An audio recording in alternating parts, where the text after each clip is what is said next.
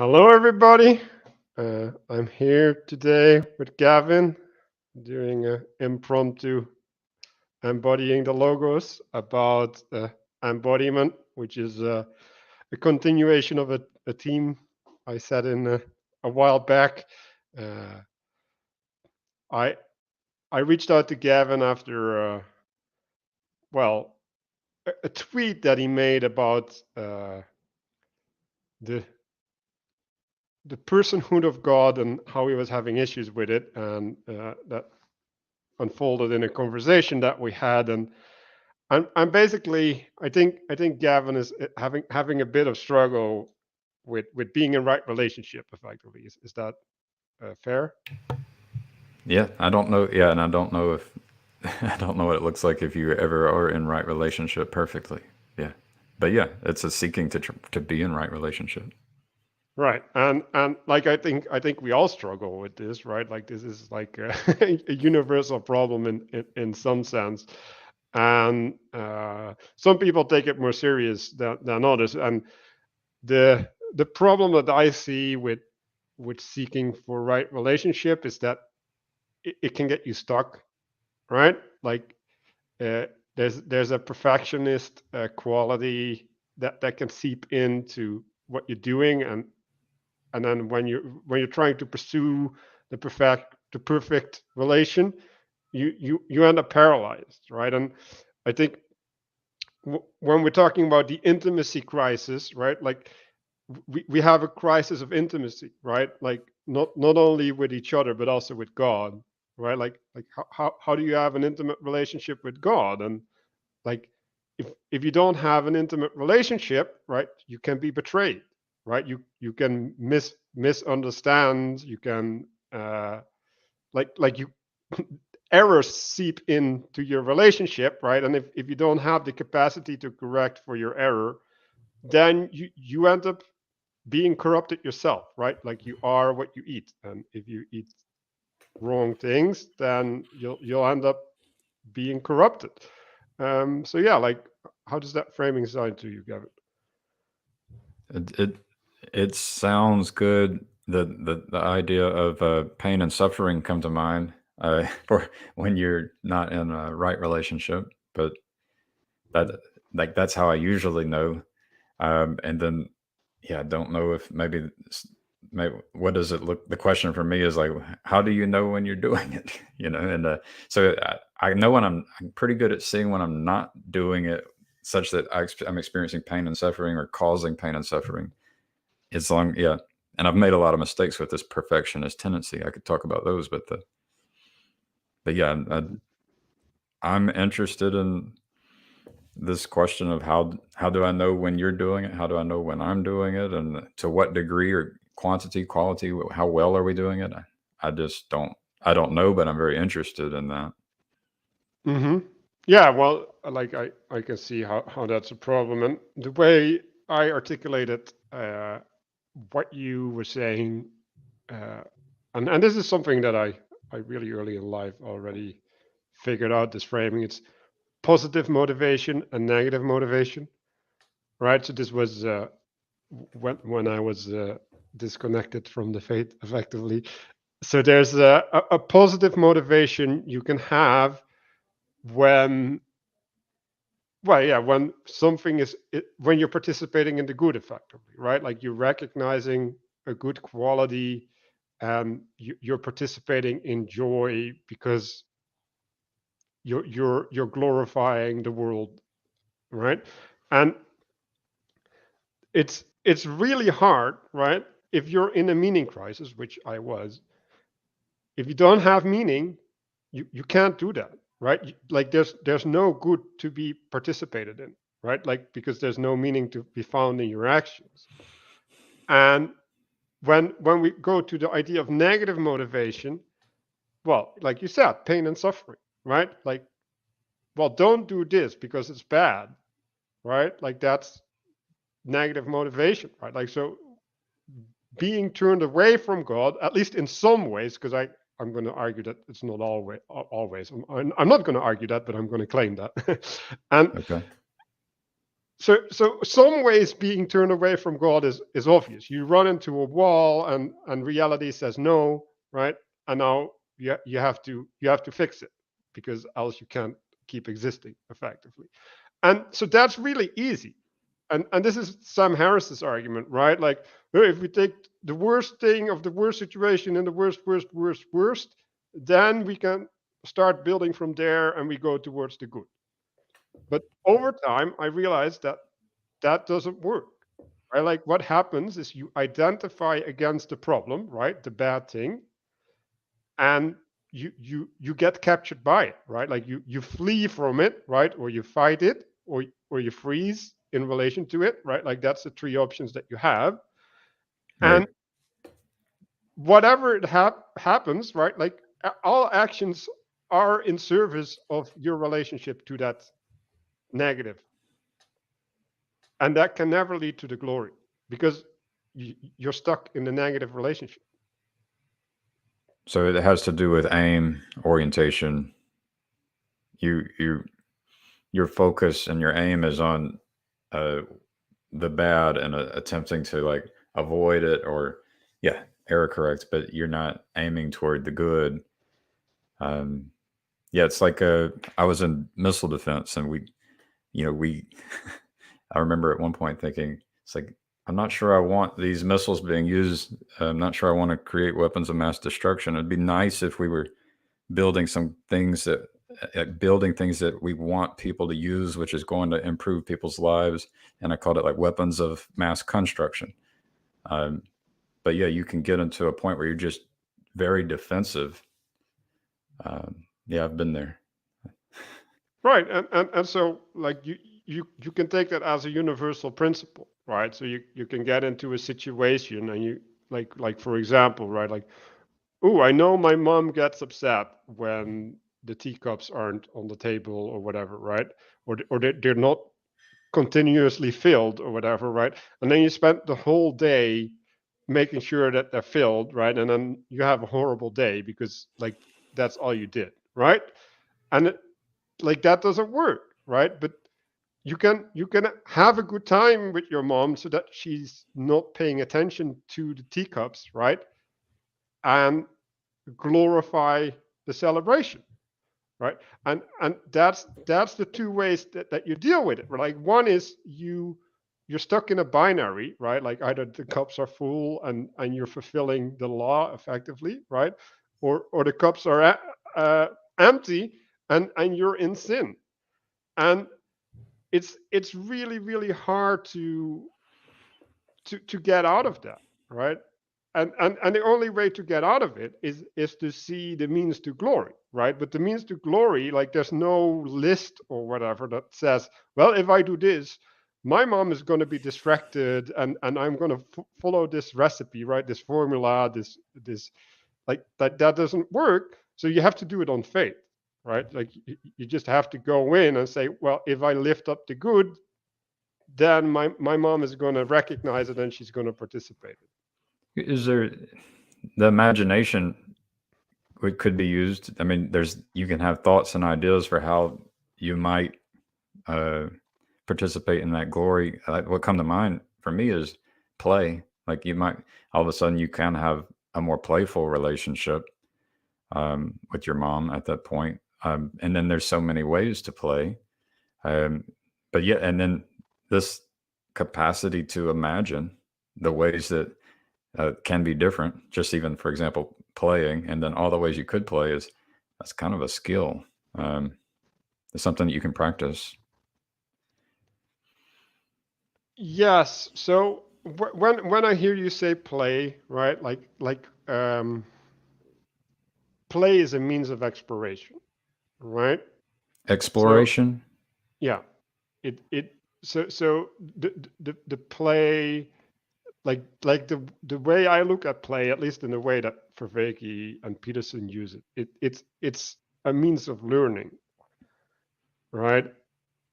But there's a It, it playful. it it can be used in other ways, but yeah, that's like a it's good when you learn and you're enjoying learning together. Yeah, well, I mean, it can be done by yourself and with others. That's a good form of play. And there's some forms of play where when I was a kid, I pulled the seat out from underneath someone, you know, that people did it to me or I did it to them, where there were other people were sacrificed in the play, you know. So there's different forms of play.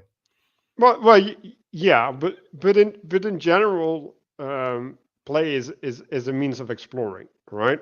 So it's an exploration of boundaries, right? Like that. Right. What you were talking about is like how much can I get away with, right? Like Sometimes it's like not even just not thinking about the other person and just being subject to peer pressure, just trying to get like the room to respond in some way where there's a lot of laughter at the expense of one, or something like that. It's a yeah, and it's definitely you are exploring when you do that, and there's better forms to do it. Maybe you can explore new ways, and it helps with your imagination in the future.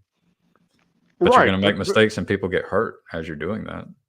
right, but when we're talking about play, right, and um, seeing play as a means of finding boundaries, right? Because like that's kind of what it does. Like for example, if you go play sports, right? It's like, well, like I can do this, but if I extend beyond this, like I wreck myself, right? So it's Right. like, You no, can don't. even, yeah, you can even like kill yourself and other people if you are if you are not like playing properly, or what I would think would be playing properly. Like play can be very dangerous. Right. Like the boundaries, they manifest as a consequence of your participation, right? And they appear, like they get revealed, and there's a well there's another thing, right? So what are you doing, right? You're creating a other and a you, right? And between the other and the you, the boundary manifests, right? And so the you might be you identifying as a group against the person that's bullied, right? And then like what can I do within the bully relationship? Now you could say, well, that's not a healthy relationship, right? Like that's not pointed towards the good, right? But it's still participating in that principle, right? And then you could say, am I engaged in proper play or not, right? And I don't mean proper play because it's pointed towards the good, but am I enacting the principle? Well, if you don't integrate the boundary, right? If you don't recognize the boundary, then what you did is futile, right? So I would say like when when we're judging whether the play is good, right? Like in and of itself, not in the telos that is participating in, I would say it's whether you learn while doing it. Like whether you have a means of looking, reflecting, right? Or well, Well, it's making a good. story, right? That will make use of your experience. There's a lot of things that like I've some reason I've been focused on Genesis 1 and how there's sometimes things are good, sometimes things are and then some things are good, and then at the very end it said that it was all very good, and it's like in your play you could have the joy could be good, and you could have the learning can be good, and then you can have um, the way in which you play. Are people going to want to play with you in the future? Is that good? How many people are learning? Are you creating stumbling blocks for like? There's can be a lot of combinations of trade-offs of good and bad, and so there's some ideal forms of play that you can aim for. Yes, right. So what we're talking about now is how do we frame our activity, right? And I think this actually directly connects to the struggle that you're having, right? Because we were talking about the relationship to God, right? Like how do I play with God or wrestle with God, whatever framing you want to use there, right? How do I do Dance. that properly? Dance, right? Like how do I do that properly, right? And like I don't think I don't think it's a constant, right? Like when you're a pro soccer player, right? Like participating in the play means something different than when you're just a kid on the courtyard, right? And so it you have to recognize that. If it doesn't, then it can get like I saw a sign at the soccer field that it said, "This is not the World Cup." you know, Right, right, right, right. some people have to be reminded of that. Yeah, exactly, exactly, right. So there's this sense of forbidden knowledge or forbidden participation, right? It's like you're not ready to act as if you're at the World Cup, because if you do, like, it's improper for you. Like you cannot fulfill that role, and Right.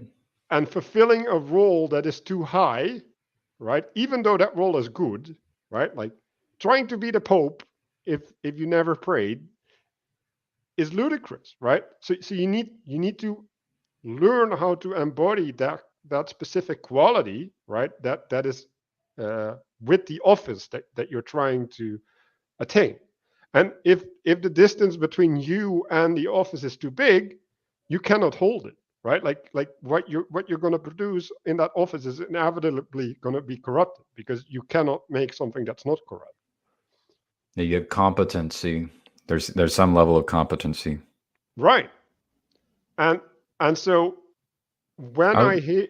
Hmm? there. I just want to add in there the there there's an experience I had in track where we were trying to win the state championship, and we would have some people, two people out of the whole team were just lollygagging, and they were just not treating it the same way, the practice the same way as everyone else. And I got done and with a one of our intervals, and I just was mumbling to myself. I said, "Man, laziness is hella contagious." And my coach heard me. And when those kids they came back around, they're actually my friends that I and coach just so it was embarrassing for me. And the coach was like, "What did you say earlier?" And so he made me say it.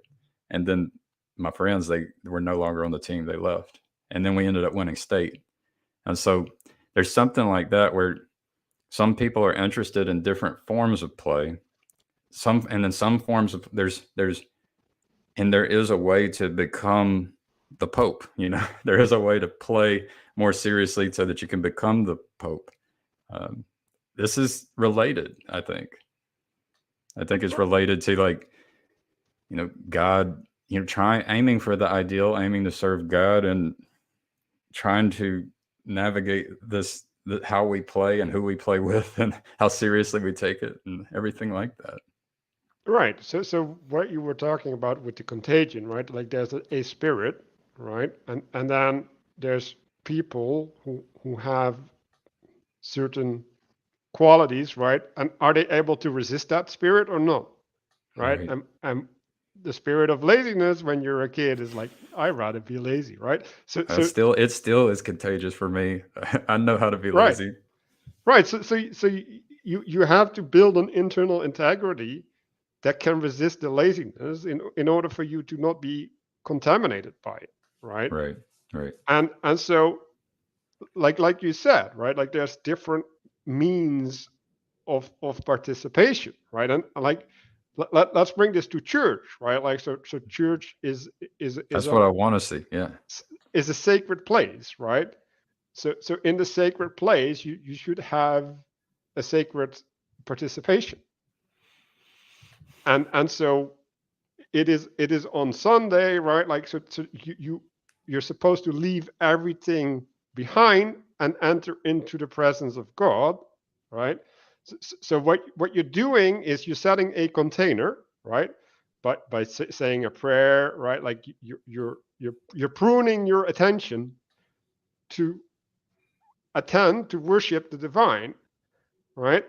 And everybody does that together, right? So everybody's in the same spirit, right? And either they're capable of manifesting this, right? And they will amplify each other, right? They will lift each other up. Or if there's a dissonance, right, for whatever reason, they will spread the attention, right? And they will corrupt or desecrate the sanctity of the container. Yeah, you have, and then you'll have like buildings with people. Like if I were to start going to churches, the there would be people there, and there would be a spirit there, and there'd be whatever's happening there is already happening there, um, and and it will be different at every location, based on who's there. There's a different seriousness or a different, there's all kinds of, But there's a yeah, different spirit, right? different spirit, right? Right, and what you want is that that spirit is as close to the Holy Spirit as you can manifest. One of the secular ways I've been trying to say it is, there's mind, there's worldview, there's identity. Uh, it's mixing. You can also say, you can use word culture, but I like being able to try to translate for different people with different language. I like trying to do that, but yeah, I get spirit. Like I understand spirit. That word. Right. So yeah, the worldview would would be the grammar, right? That contains your participation. Like it signifies the meaning of things. And if you want to have communion, right, you need to share the worldview.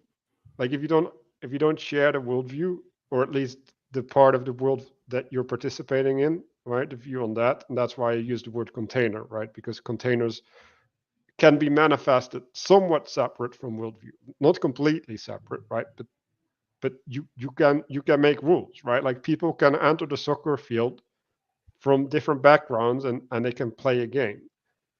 It's not necessary for them to be indoctrinated in the whole culture in order to participate in soccer, right? Right. But in church, I would argue that it is necessary to be indoctrinated, because else you're not in right relationship.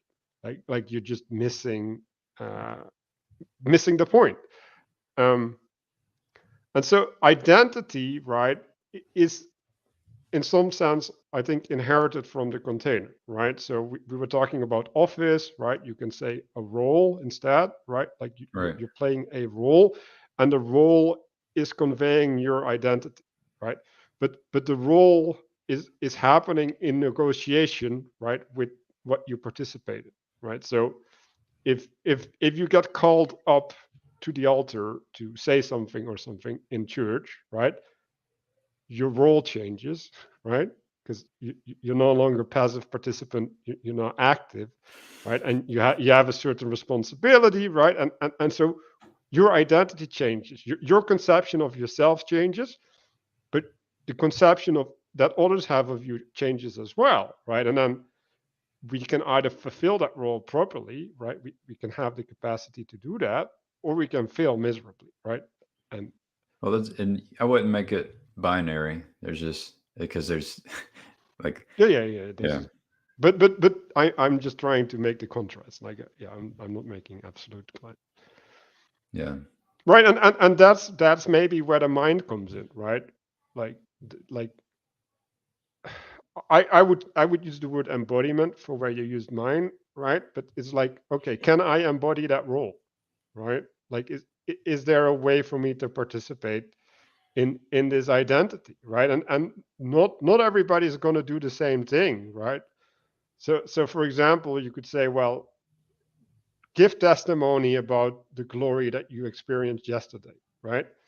And then someone would dance, like someone else would sing a song, right? Someone else would tell a story, and someone else would draw a graph on on the board, right? Like there's many ways where you can fulfill that role, even though your participation is completely different.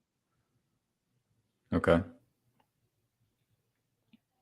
Um, It seems like there's, all the ways that you do that. There would be, they would resonate better with some people than other people because of differences. And then when you were talking about worldview, like there needing to be some kind of common worldview,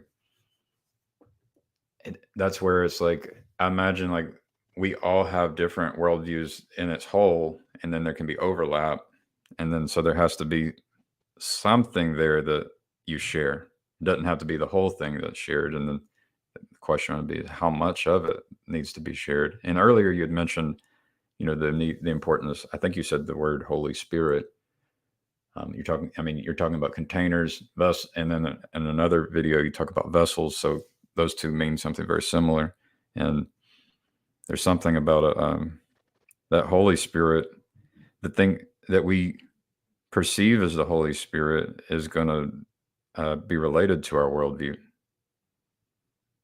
Yes, right, yes, right. right? So I I made a comment about symbolism earlier on Twitter, and I said, let's see if I can remember. Symbolism is okay. I'm gonna have to look it up here. Symbolism is capturing of spiritual principles in embodied relational qualities.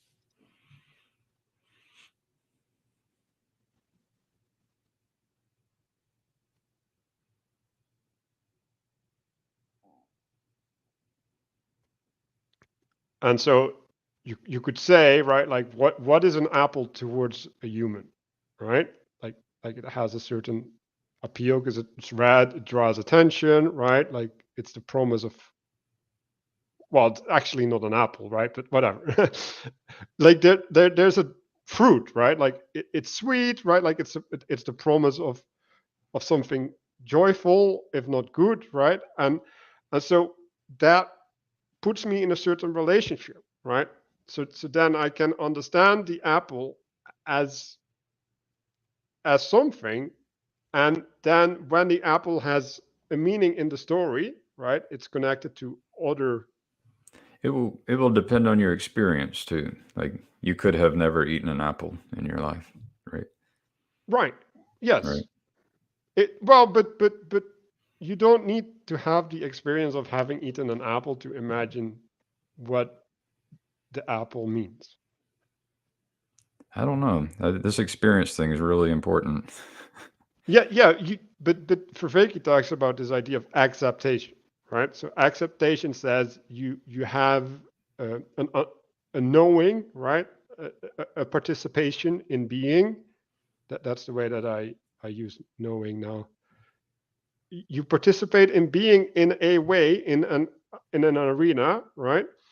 In a container, and then you go to a different container, and you recognize that you can have a similar participation in the other container. Some And it's there's developmental stages which can allow that, but it's not in all of us. Um, no, like I it's think it not in has all of to us to be the in all same of us. degree. Like I I would think, say to the same degree, and let me add that right, right. prepositional phrase. Uh, the I arena, agree, right? But that's again, right? some Like the arenas are principle very is there. different than other arenas. Like I could probably go grab a stranger living in like a high rise in a big city and drop them in the jungle. They might have a problem, right? Yes, Yeah. but right, like I could take walking the person out of here, the jungle and drop them into the big city. They might do a little better. yeah, but they can walk at both places. Even though at one place they're walking on sand and the other place they're walking on a pavement. Uh, it's a my guess, yeah. The your experiences are important, and they're connected to your arena, your environment. There's a relevance, and yeah, sometimes like there's some things we can't think unless we have had been in the right arena and had the right experience. Yes, Yeah, yes. So that is a problem, and it's kind right? of, you And I mentioned think symbols. that's You your mentioned symbols, and I was just like, that's like sometimes it can be difficult for me to get a symbol to and like I remember learning about the middle finger and just thinking someone a kid on a playground when I was like 5 years old is like telling me about the middle finger and I'm just like there's no way that this is going to get me in trouble, and so it's been like that for me most of my life is that there are these symbols um, that are they're given more weight than it seems they should be given. They're giving more significance than it seems they should be given. Right. So there's two aspects, right? Because we have fantasy, right, and we have a true relationship to reality, right? Like so everything that's not the true relationship is some sense fantasy, right? Like like at least partially, right? It might be partially true, but like partial fantasy or And maybe, complete fantasy. yeah, and maybe there's more aspects, but I'm trying to follow. I'm following. Well, it's just either it fits, right, or it doesn't fit, It's right? And the there's a not fit, usefulness, like there's a usefulness, right? So like right? some like it's to the And degree there's the that it is aspect of useful, sin, and an right? Like aspect there's of an sin. aspect of missing the mark. Well, yeah, and yeah, it's depending on what you aim at, right? Right? Right. No, Yeah. that's completely in there, but Right. it's necessarily true, right? So when we're looking at the middle finger, right, like that is a cultural thing, right? Like that, As is like there. clothing. Yeah. Why? But clothing is less cultural than the middle finger, because clothing is a Yes, I natural agree. I agree. extension, It right? it clothing can be useful, can be more useful Right, than the but it's middle also a finger. natural extension of fur or skin or whatever, right? Like, It's a form of shelter, right? It can protect you yeah, from the elements. It can be useful in an arena, you know. but it's also a means of presenting yourself, right? That's the ornaments. That's the ornamentation. It's in the symbols. Like once you present yourself, you're getting into this world of symbols at that point. Yeah, but like Adam and Eve covered themselves, right? Like, I the, I like think the it's the reason first they action that you take when you become self-aware. so here we could run the experiment. We could go to a nudist colony and you could raise children and you would see that, oh, humans aren't naturally ashamed. It's the environment that causes the human to be ashamed about their nakedness. So it tells you that this religion is one in which No, no, people had already started I clothing disagree. themselves. I just think that the object of shame is moving. Shame is there, but shame for the reason of nakedness and No, is but not always there. it's always nakedness that is causing shame, right? Because a nakedness is an uncoveredness, right? And we are shamed about things that get exposed, that we have covered ourselves, right? That we have hidden. Like that's the things that we are ashamed of. So we wear spiritual clothes, right? Like I'm not telling you a bunch of things about myself because like I don't think that's appropriate, right? And if you just start saying them right now, I'd be blown away. It's like this is magic and evil at the same time, right? I don't. It's yeah. I guess, and this might be like a neurodiversity thing for me. Is um, where I'll have to have my wife tell me, "You should not talk about that," because I Mhm. don't have much shame, right? I'll talk about the things which will that you know she thinks I should have shame for, but maybe I don't have as much shame as a neurotypical person, right? Well, It just okay. makes me different. It's all. It's just Well, I'm on the but fringe on that one. I Probably. think shame is misframing it. I've been reading Romans lately, and Paul's talking about eating food, right? And then at a certain point, he's saying you should not eat food that makes people around you uncomfortable, even though it's good for you, right? Like, and and because that's not love, right? So it's not out of shame that you shouldn't bring things up, right? Like it's not because you cannot participate in that spiritual food because you might be able to because you're at a higher level, right? Like at the Pope level, let's I'm say. not sure Paul's right. I'm not Okay, sure well, Paul's right. I mean, the thing is I do make my children uncomfortable. I do like this feeling of discomfort is It's like the thing that informs us, like that's that negative. We talked about positive and negative. It's like it is useful to the right amount at the right time, in the right situation. It's not something you don't want to just go around making everyone uncomfortable, but it's it can be done in love. Making people uncomfortable, it can be done in love. Yes, I agree. I do that all the time. So Yeah, yeah. you're not So, you're but not maybe gonna I'm get this. misunderstanding what Paul's point is, right? And No, no, but like you said, it can be done, right? But when we're talking about roles, right? Like, what is the role that you're assuming towards your child? Well, you're an educator at that point, right? You're saying, I'm going to put you in a situation that you don't like, in order for you to, when you actually have to face that situation in a serious manner, you have the tools to relate to it. right. So you're making an executive decision for them, right? And so when we're talking about love, you can only make executive decisions for people that you have an intimate relationship with. So here's there's a point here.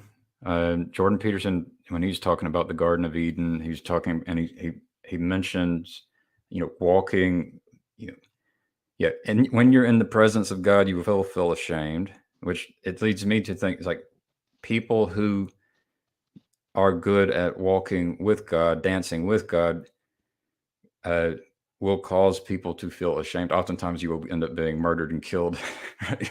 Or ignored or something excluded. And so, also, there you can lead by example. So when people are stuffing pleasurable things in their orifices, eating food they shouldn't be eating, and you kind of try practice restraining, for, you can cause discomfort in them, which might cause them shame, and it can be a learning opportunity. Like, so there's a question like, who should, like, yeah, when should you not be learning? When should you try to allow the people to be comfortable and miss that opportunity for learning to happen by leading by Well, example? well When should you so sacrifice your walking with God for the benefit of your communion with the person? so yes. So basically, um, there's a problem, right, um, with saying that what you do will lead to something, right? You don't know the result of your action, right? So being intentional in that way, assuming a result of your action, is wrong, So right? but if like, should we always try to embody?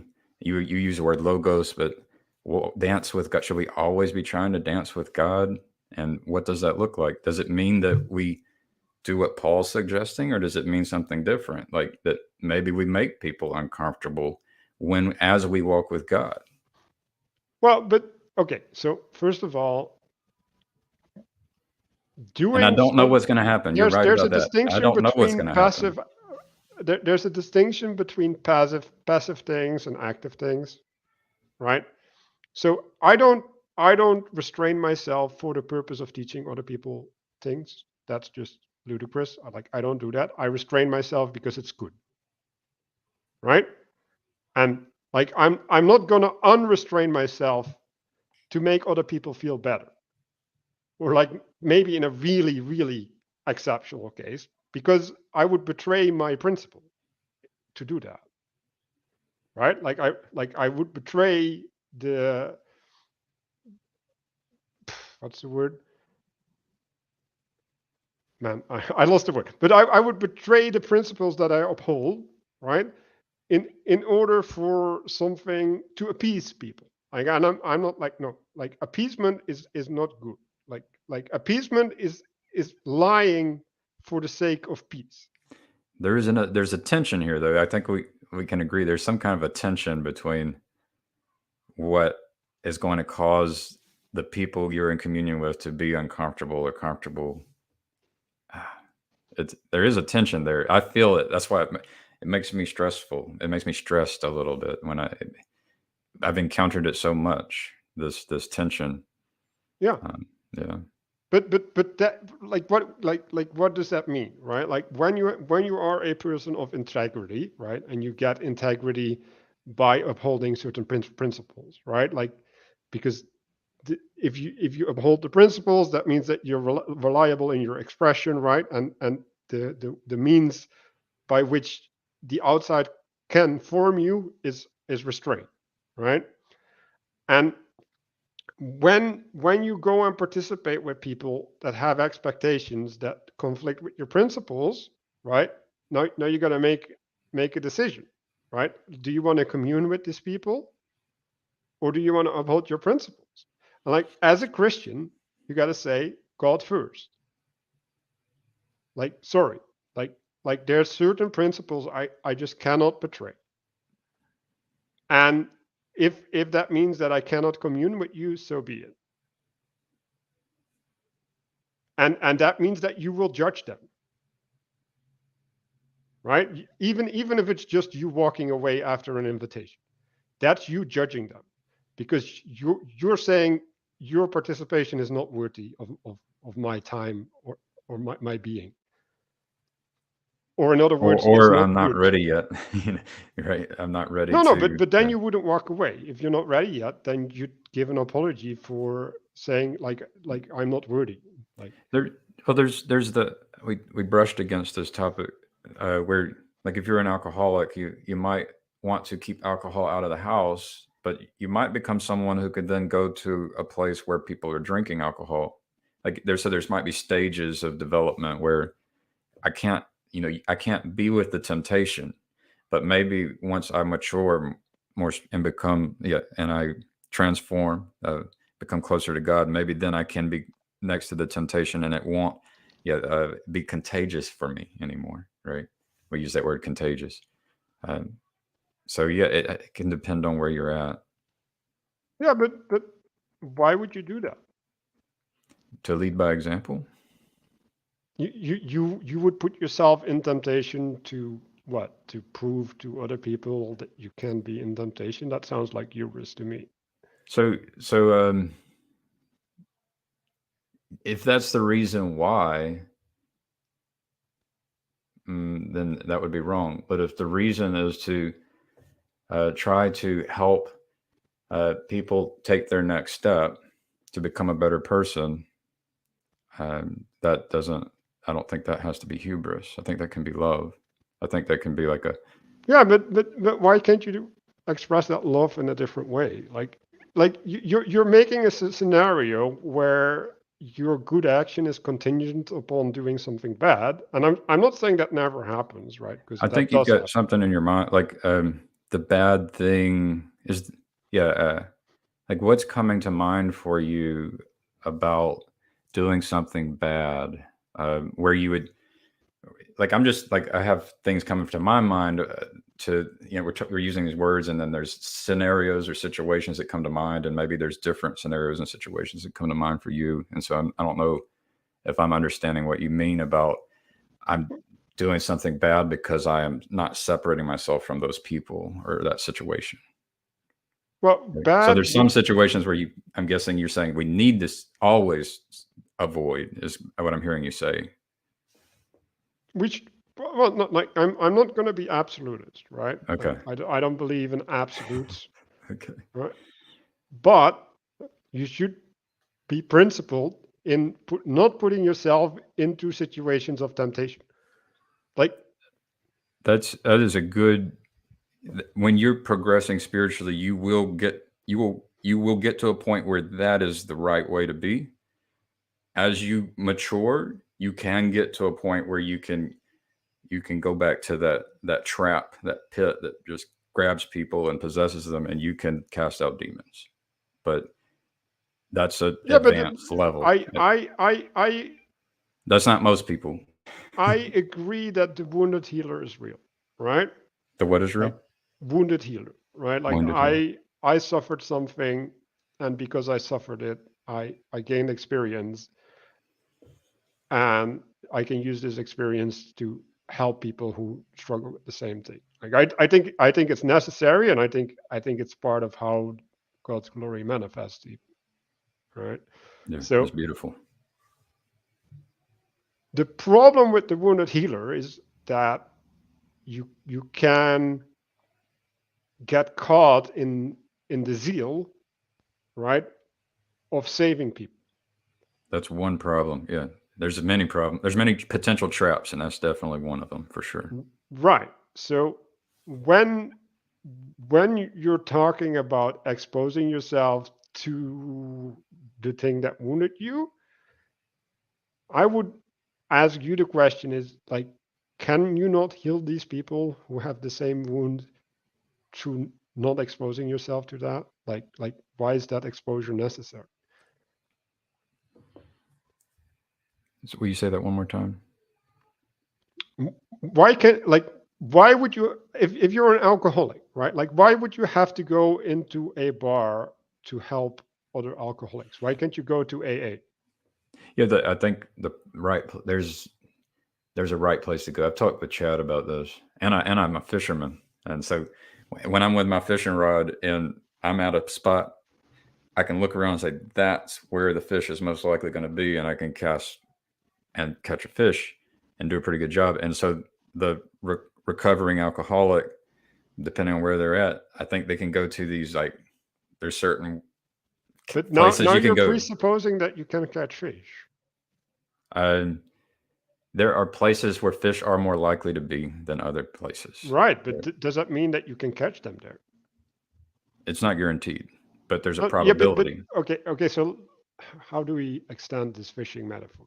I'm pretty good at fishing, so it's just gonna So it is. so so let's say there's I don't know, like there's salmon in the river going upriver, right? At a time. So you're like, okay, I need to be at the salmon, right? But the salmon are like, I need to go upriver. Like eating is not important right now. Like I gotta get to where I need to make, right? So you might be at the place where there's a lot of fish, but that doesn't mean that you have a bigger chance catching the fish because the way that they're participating blocks Right. their ability to hear. They might not. Uh, yeah, I agree. So like going to the bar, I think I've heard Chad talk about this. Going to the bar is not the place. It's not the best place to go. And talking to someone who's like totally drunk is not the right time to talk to Right. somebody. And so yeah, and that's kind of what I mean. It's what I'm pointing at is like there's some places where it's just not the right time. It's not the right place. There are things you can do. I think like you can say, hey, here's my number. If you want to call, if you want to talk about this, Yeah. but you don't even have any expectations that they will. But yeah, so there's different strategies depending on where you're at, you know. Well, but I, as a general principle, I think that going to the place where you had your trauma is not the place where people will have the ears to hear, because that's where they're stuck. They're captivated by the trauma, by definition. There's a yeah, I mean, I'm not disagreeing with you. But this is like I think it's probably like a really important topic. Like my buddy said he's been going to the gym, and when he's at the gym, he's trying to encourage. He's trying to encourage. He said God put it on his heart to encourage 3 people. You know, when he's at the gym, and so he's been going and encouraging people, and it's like so. It's like you can go wherever you're at. There's people who have interest, and you can attempt to embody the right way of being in order to encourage. That seems like a more straightforward way of doing things. It seems like you will have more success than going into the pit and start and and say you need to get in Yeah, shape. Or, dragging people out by their hairs, right? Like right, right. that's what needs to happen, right? Yeah, And I think when you start compared it. dragging, He compared it to going door to door and saying, "Have you been saved?" He's like, right, It doesn't exactly. feel it doesn't feel right to do that."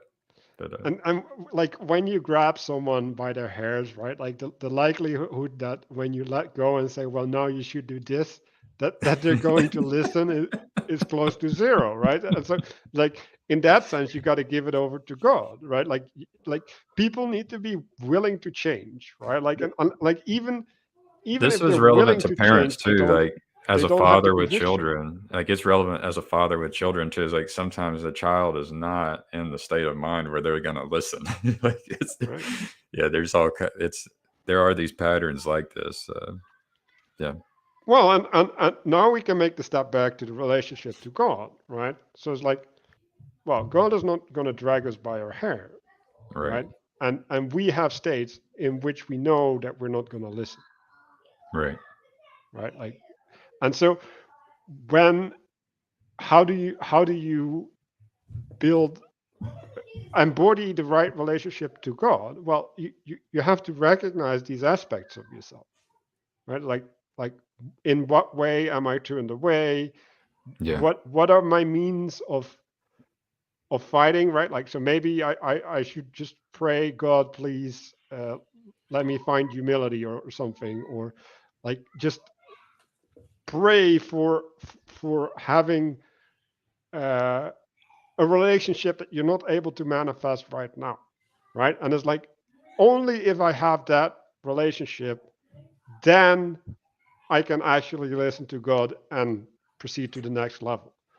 I would say for me it was like I would aim really high and then go in and attempt to do the naive thing, not understand what I'm doing, aiming very high, making mistakes, but doing errors like having arrogance, for sure, and then eventually just being able to ask myself why wasn't I able to have success, and then being willing to reconsider, uh, reconsider like what actually works and what doesn't work. Like it's interesting that going out and attempting to just participate and have success no matter what you're doing can end up providing feedback about the proper way of being. Yeah, right. So that goes back to the example of you're trying to embody the Pope, right? And like Right, when you're not ready to embody the Pope, like right. that's gonna be a disaster, right? Like, Right, and right. and and I think Jesus says this, right? Like you got to lower yourself in order to reach high, right? So like there's the humiliation, right? Like getting looking up, right, from the ground allows you to see how high the place is. Like when you just walk up to the height and you don't recognize how much it's lifted up, right? Like how much weight there is on your shoulders, how deep you can fall. You can't account for proper participation at the height because you Well, cannot evaluate your actions correctly. so there are these like real places where there are traps, like where you can become possessed by demons, so to speak. And then there are like these places in the mind that are similar, and I think we all can. There's different ones, and some people, you're talking about the wounded healer, and it's like that's, I would say that for me, wounded healer has something to do with the perspective of just being having a lot of arrogance, and like, and so I can talk from that perspective and those experiences of doing that. But yeah, it eventually, like when you have a lot of arrogance and you aim high and very high, you see yourself as like being at the top and you're being condescending towards everyone, uh, and then it doesn't work. It's like you can lie to yourself or you can try to actually make it work and adjust as needed.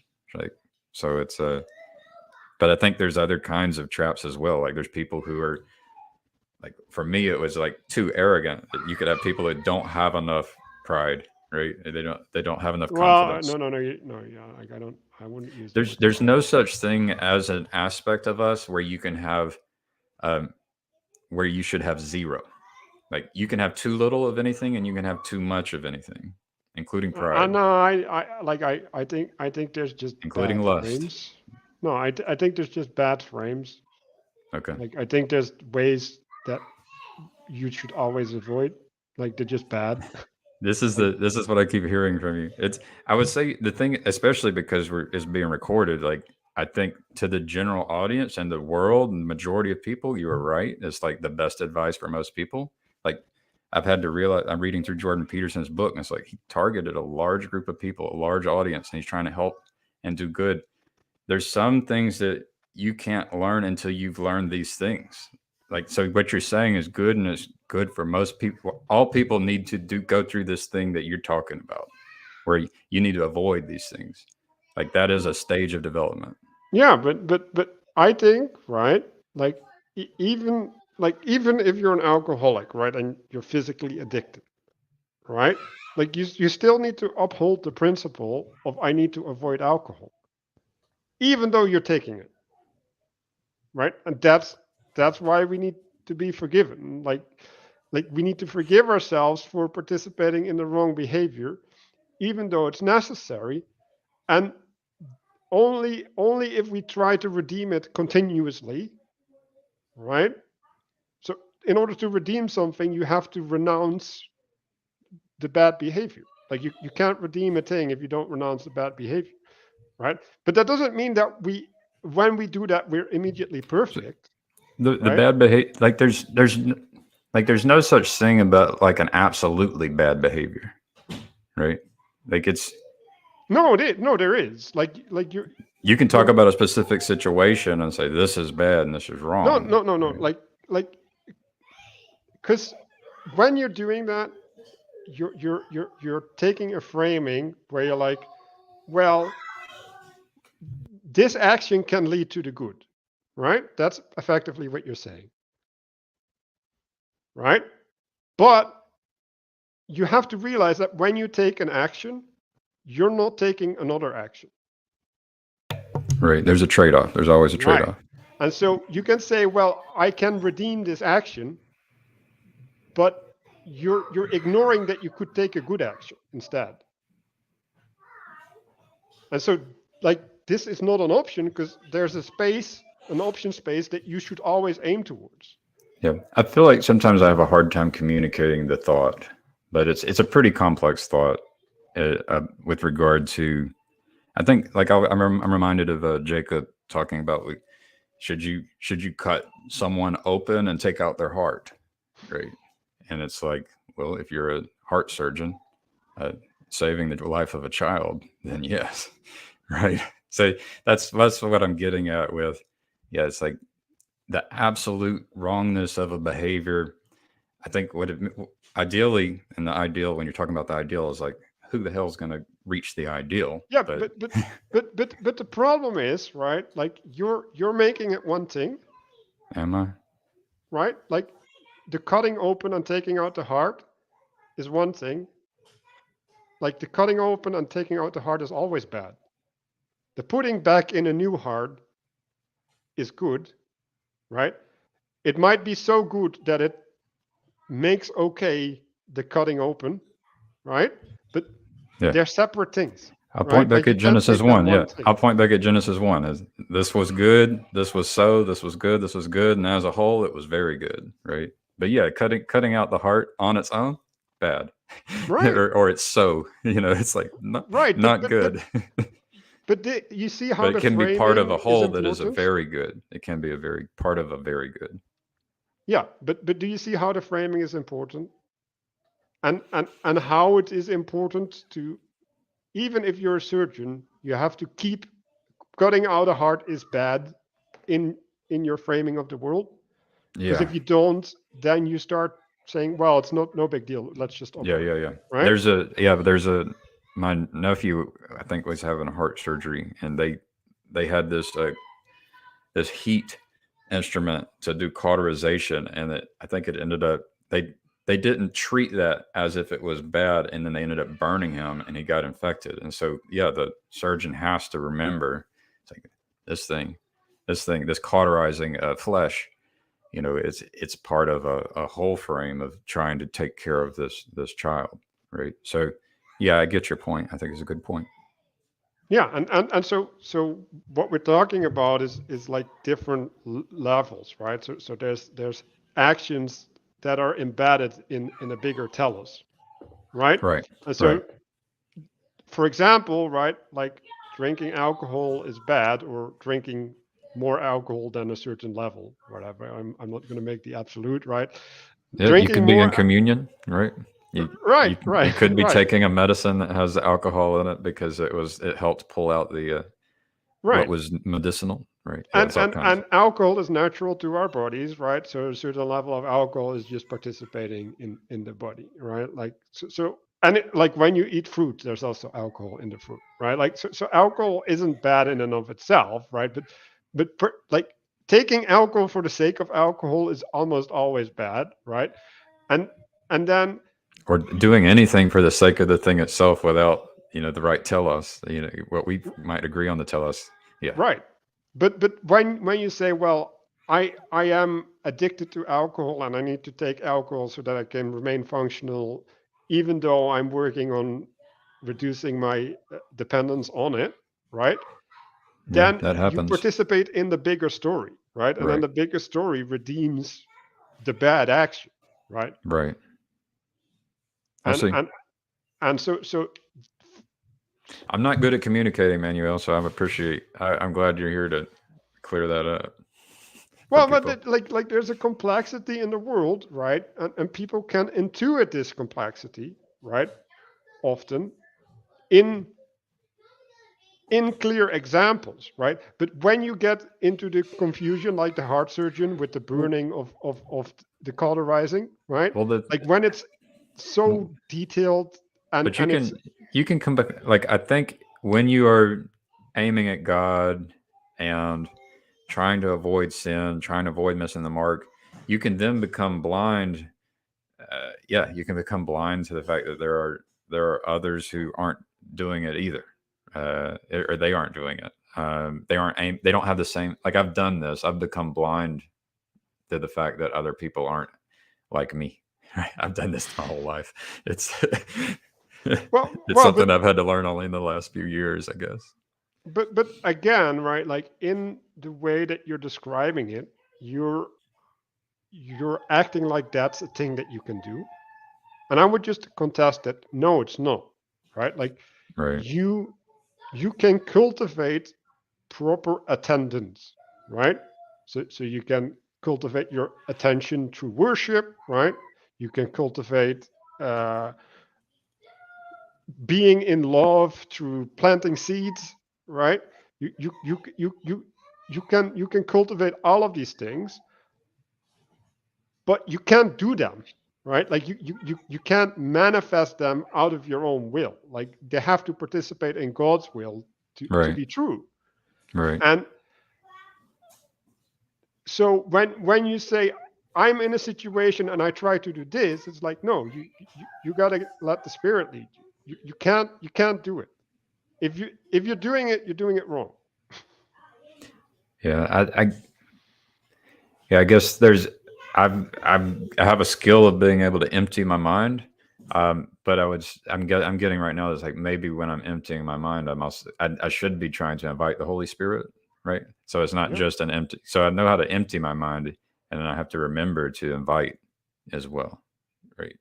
Right. And this is my criticism to the Eastern traditions, or at least how they're practiced in the West. It's like you, like you like this is again the identification against, right, or the negative motivation, right? So if I empty my mind, I'm not doing the bad things.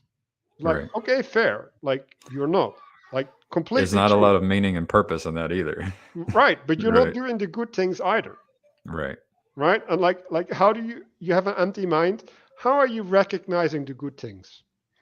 Let's see. Oh wait, they're It's passions. it's Like actually called. I think they will uphold. Sometimes you can be tempted to uphold equanimity, right, as like the ideal, and instead of, for example, I guess upholding like joy or something. You say use the word glory, um, yeah, celebration, right? Love, right? Like gratitude, yeah, gratitude, right? Like those are like the basic things, right? And what are they? Well, they're means of directing your attention, right? So gratitude is recognizing what's unrecognized in the moment, right? Love is planting seeds for potential and cultivating the seeds, right? And what was what was the last one? Oh yeah, what's it? Worship, There was joy in there as celebration, well. celebration, Celebration. right? Like celebration is participation in the eating of the fruits of your cultivation. Right. There's a I like there's that. the other That was side too. Like there's a negative side. Like I want to be able to do that, and I also want to be able to have some feelings of guilt, and that there are things I can do better. There, like I don't why do want to you just. associate that with guilt? It's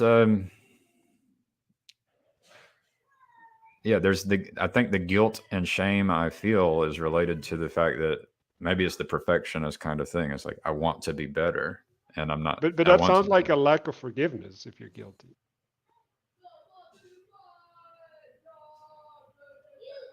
It's yeah, or maybe I'm aiming at things that are uh, more than I can do, and then I think I'm speaking some things that my wife says too. I can be aiming at things that's more than I can do, and then have to be, and I shouldn't be like, it can sound like I'm blaming the world for not wanting to do these really difficult things together, right? Right, So but yeah, are these difficult things the will of God? what's that? Are these difficult things the will of God, or are they your will? Um, yeah, it's the question. How do we know? And that's the Well, kind of that's I know, like they're not, else they would have happened. Like, what I mean. There are things that will happen in the future, right? right, but then it doesn't. Then trying to make So, them happen right now doesn't but help. do you think? Yeah. So here's like, where do dreams and thoughts and ideas come from? Uh, are these the same as visions? And was that from God? And yeah, I can get to the point where I say that none of that's me and it's all God, right? Uh, I didn't make me. God made me and made every dream and thought I've ever had, and there's been learning and changing, hopefully toward something better, being able to dance better with God. And so these things the dreams I've had and the visions I've had, is like, well, how relevant are they? Are they what God wanted me to have, and how do I integrate them? It's like I, yeah. Yeah, but So okay, but you can reframe it, is right? it me So or is it God? I don't know. do you have a calling? Do I have a calling? Yeah. Um, I mean, uh,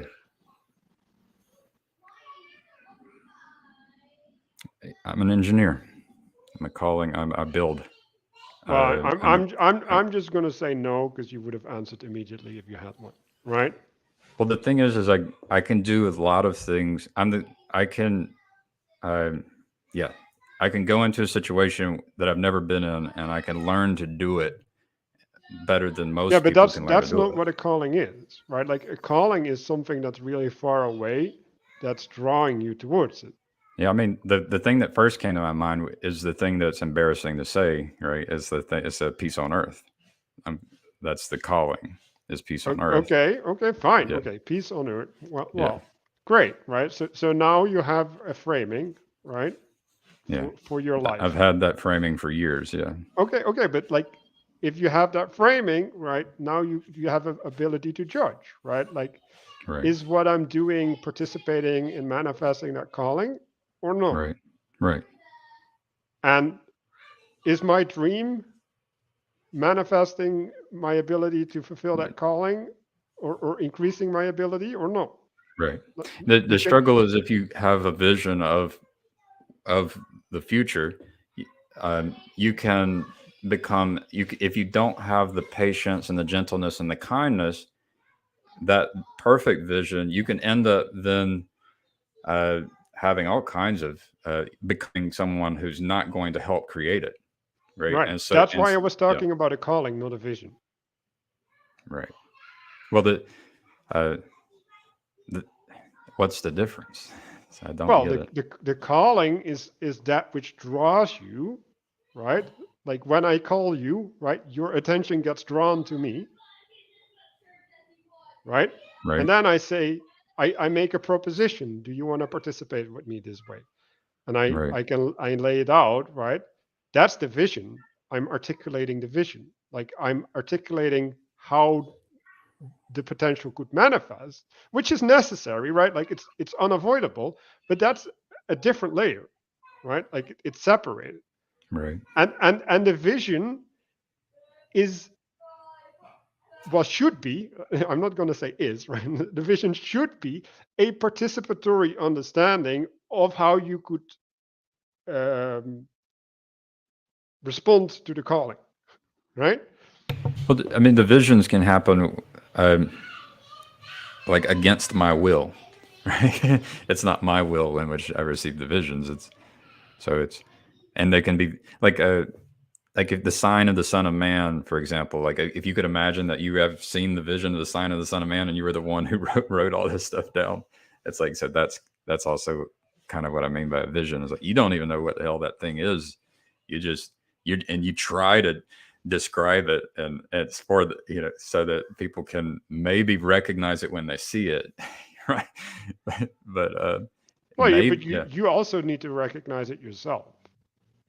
Well, if you were the one who actually saw the sign of the Son of Man, which is in like the Book of Revelation, for example, and we assume that this is what would happen, then like like how would you even know it if it's this thing that's thousands of years down the road in this world where there's like internet and helicopters, like it's if you were in that arena, you would not know what the hell a helicopter is, Yeah, right? but But yeah, if you tried to describe I don't if you understand saw describing. but if you had a vision of the helicopter 2,000 years ago and you attempted to explain it and write it down for people, it's like nobody. It's like how would you even describe it? How would you Yeah, even but why is this important? Like I'm a what? little bit confused. Like why would you think that God would communicate in a language that you can't understand? Because God can. I mean, if you believe that the Bible is has something about talking about the future, like the future, even our future right now. If you believe that's what's in the Bible, I am right? talking about the future right now. Like Yeah. I like talking about the future is no big deal. Like But so it's uh, there's an inability to describe what's in the future to to everyone right here and right now. It's very difficult to do that. no, you can describe it. They might not understand, which is a different problem. Right. So there's a thing called like a convective heat engine, which the taller the better, which you can put in the middle of a desert, and it then brings about water and rivers, and it can transform deserts uh, into a place, a garden, Garden of Eden, something like a Garden of Eden. And I got connected with someone who was given this vision, and it's like, and I've had visions of these kinds of things as well. And so for me to be like, how do I communicate that to people and Why do invite you people to need to? participate in the building of it? Like, why do you need to communicate this to people? So if you feel called to create peace on earth and you Yeah, then have create. coincidences which allow that show you, well, this is how you can do it, then and you have like multiple No, visions and no, you no, no. start. Hold on. Okay, Yeah. like, okay. This is where I found a disagreement. Okay. What makes you think you can do that? It's not when I say you, I should say we. It's not something I can do. Well, okay. What makes you think you can organize the we? It's a I can put out an invitation to participate. It's not Yes, up to me. yes. No, it is up to you because you are the holder, right? You are responsible for manifesting that vision. So it is up to Right. you. I can learn like, and that's what I like. So that's what I try to. Every moment I'm in, I'm trying to transform and to become. Yeah, I'm trying to prepare to be the kind of person that can do that. Right. But Yes. but then, as long as you're not the person who can do that, all the other stuff is irrelevant. What is all the other stuff is irrelevant? Well, it doesn't matter. As long as you can't do it, it's not relevant. Like So you you first need to become the person that's capable of doing a thing before you start doing it. so as you improve every day, just with discipline and it adds up, you can eventually experience a breakthrough, and you Mhm. don't know when that breakthrough is going to happen. Right? So But it could be you know today, when it it could be happens, tomorrow. Yeah, you'll know when it happens, but you got to right? And keep and trying to then get better and trying to do it. right, but when the breakthrough happen, you can reorient your priority. But then you'd have to, and that's the thing. Like when I ask, like, how do you know you're dancing with God? How do I know you're dancing with God? How do you know I'm dancing with God? And to what degree? That's kind of that's part of it. It's like, do people start being uh, coming out of their graves? You know, it's like, how do you know? You know, it's so it's I don't know what it looks like when it happens. As far as my role in it, now I have plenty of I do have I can put things out there about what, like, there's this mind reading technology that is coming that I just became aware of in March of this year. I think that's going to be a part of it. I think the convective heat engine that provides a reliable supply of water and can create a garden in the desert is part of it. I think real political science is part of it. It's like where we actually we create communities together where we are oriented toward God, walking toward God, and we Like, why learn. would you put that in a political frame? Like The word political did let, something let, to you there. The word hmm? political did something. The word Yeah, political well, did it something. does. Yes, it does. Because what is political? Political implies design of social interaction. Right. And I'm like, no, that's fundamentally wrong. You gotta do social interaction from the ground up. You cannot design it. If you design it, you're corrupting it. So when you there's such thing as like wildfires, and then there's a way of interacting with forests and managing forests such that the wildfires become predictable. And so Yeah, then you that can have magic exists. I designs to agree. do this. What's that? Like magic exists. Like we can do many But magical things so that politics is this capacity to increase predictability such that all people have food, all people have water, all people have shelter, all people you no that eliminate that's you begin to, no that is an assumption that you're making, and I'm gonna say flat out no to that. Like I don't think is that you or politics is can that do that. like is that the logos which you're embodying when you say that? Like politics. No, yeah, I'm making an authoritative claim that politics cannot do that. Like things only manifest It by the depends on how will you of define people. politics. Like Right, th- right, okay. Then then then maybe I have a wrong definition. but That I might. mean magic does it? Like what's the But is there okay, something that does Oh, it? no, no, Is no. there Hold anything on. that does it? I can solve the problem, right? Thank you. So if politics is a tool that we can wield, right? Then I'm Right. going to say no. If politics is not a tool that we can wield, then it's not a tool we can wield, and it's misplaced attention.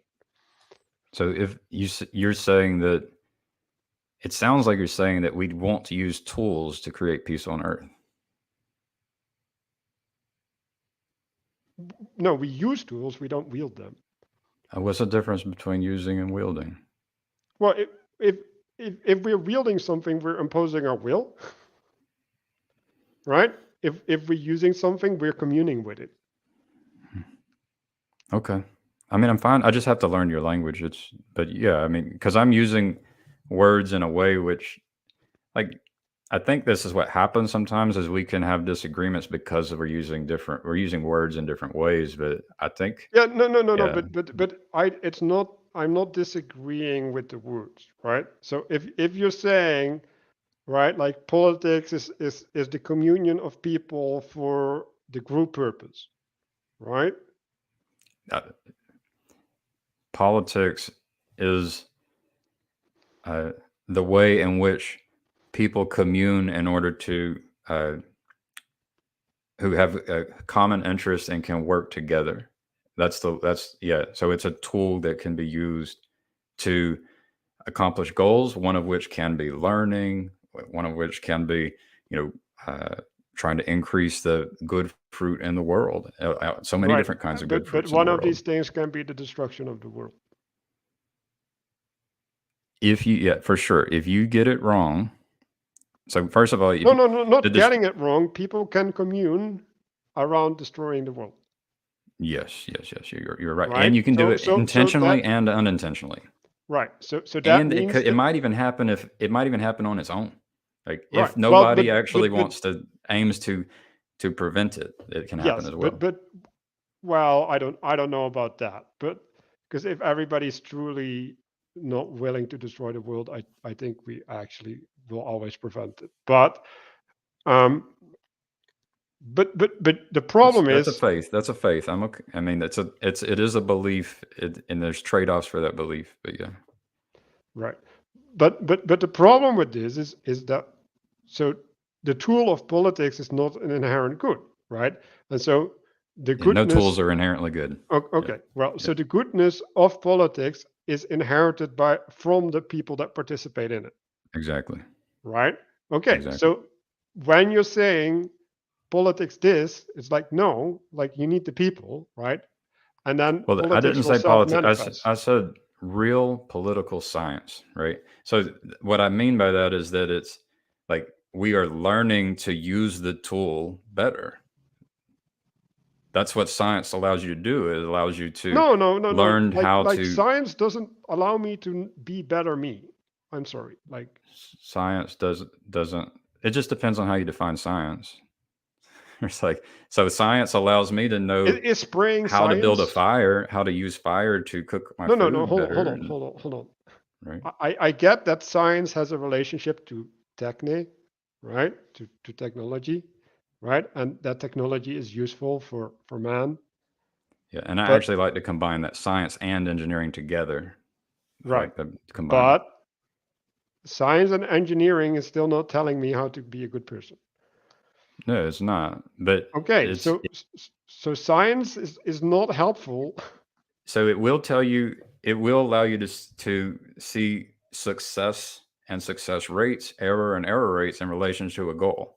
So if you're aiming, if you have an aim, you can use a scientific method to track success and error, success rate, error rate, Yeah, things but like that. I think that is the inappropriate relationship to all important things. Why? Because science is a relationship to the quantities in the world, and important things are based upon the quality. So you don't think science has anything to do with qualities? Nope. Hmm. I guess so. Yeah, I think good people need to use science and Yes, engineering. I agree. Like we So want science and good people to engineering do is another science. tool. It's just another tool, and good people need to use it. Right, I agree. Yeah. So what did we disagree about? Well, political science. It- Like I don't think politics I think it's should a be trigger science. word. I think I've No, got one no, of your no, trigger no. words. I'm making a claim here that Okay. if you try to science politics, that's evil. Even like you're basically saying good people will not attempt to use politics. No, I think good I'm people I'm can I'm use saying politics good and use good people science, will and manifest good politics, and they don't need science for it.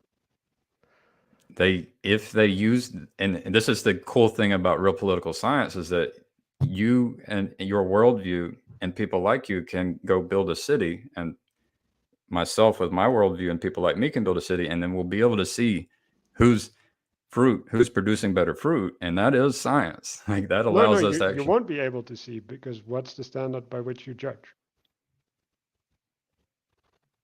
the standard by which I judge will be everyone has food, water, shelter, and the amount of Oh, suffering, okay. the So amount you're of making a disease, and utilitarian argument, a quantitative argument. Yeah, I like to bring it down to, man, it'd be nice if everybody had clean water. I specifically, I think we could be without sickness and disease in the future.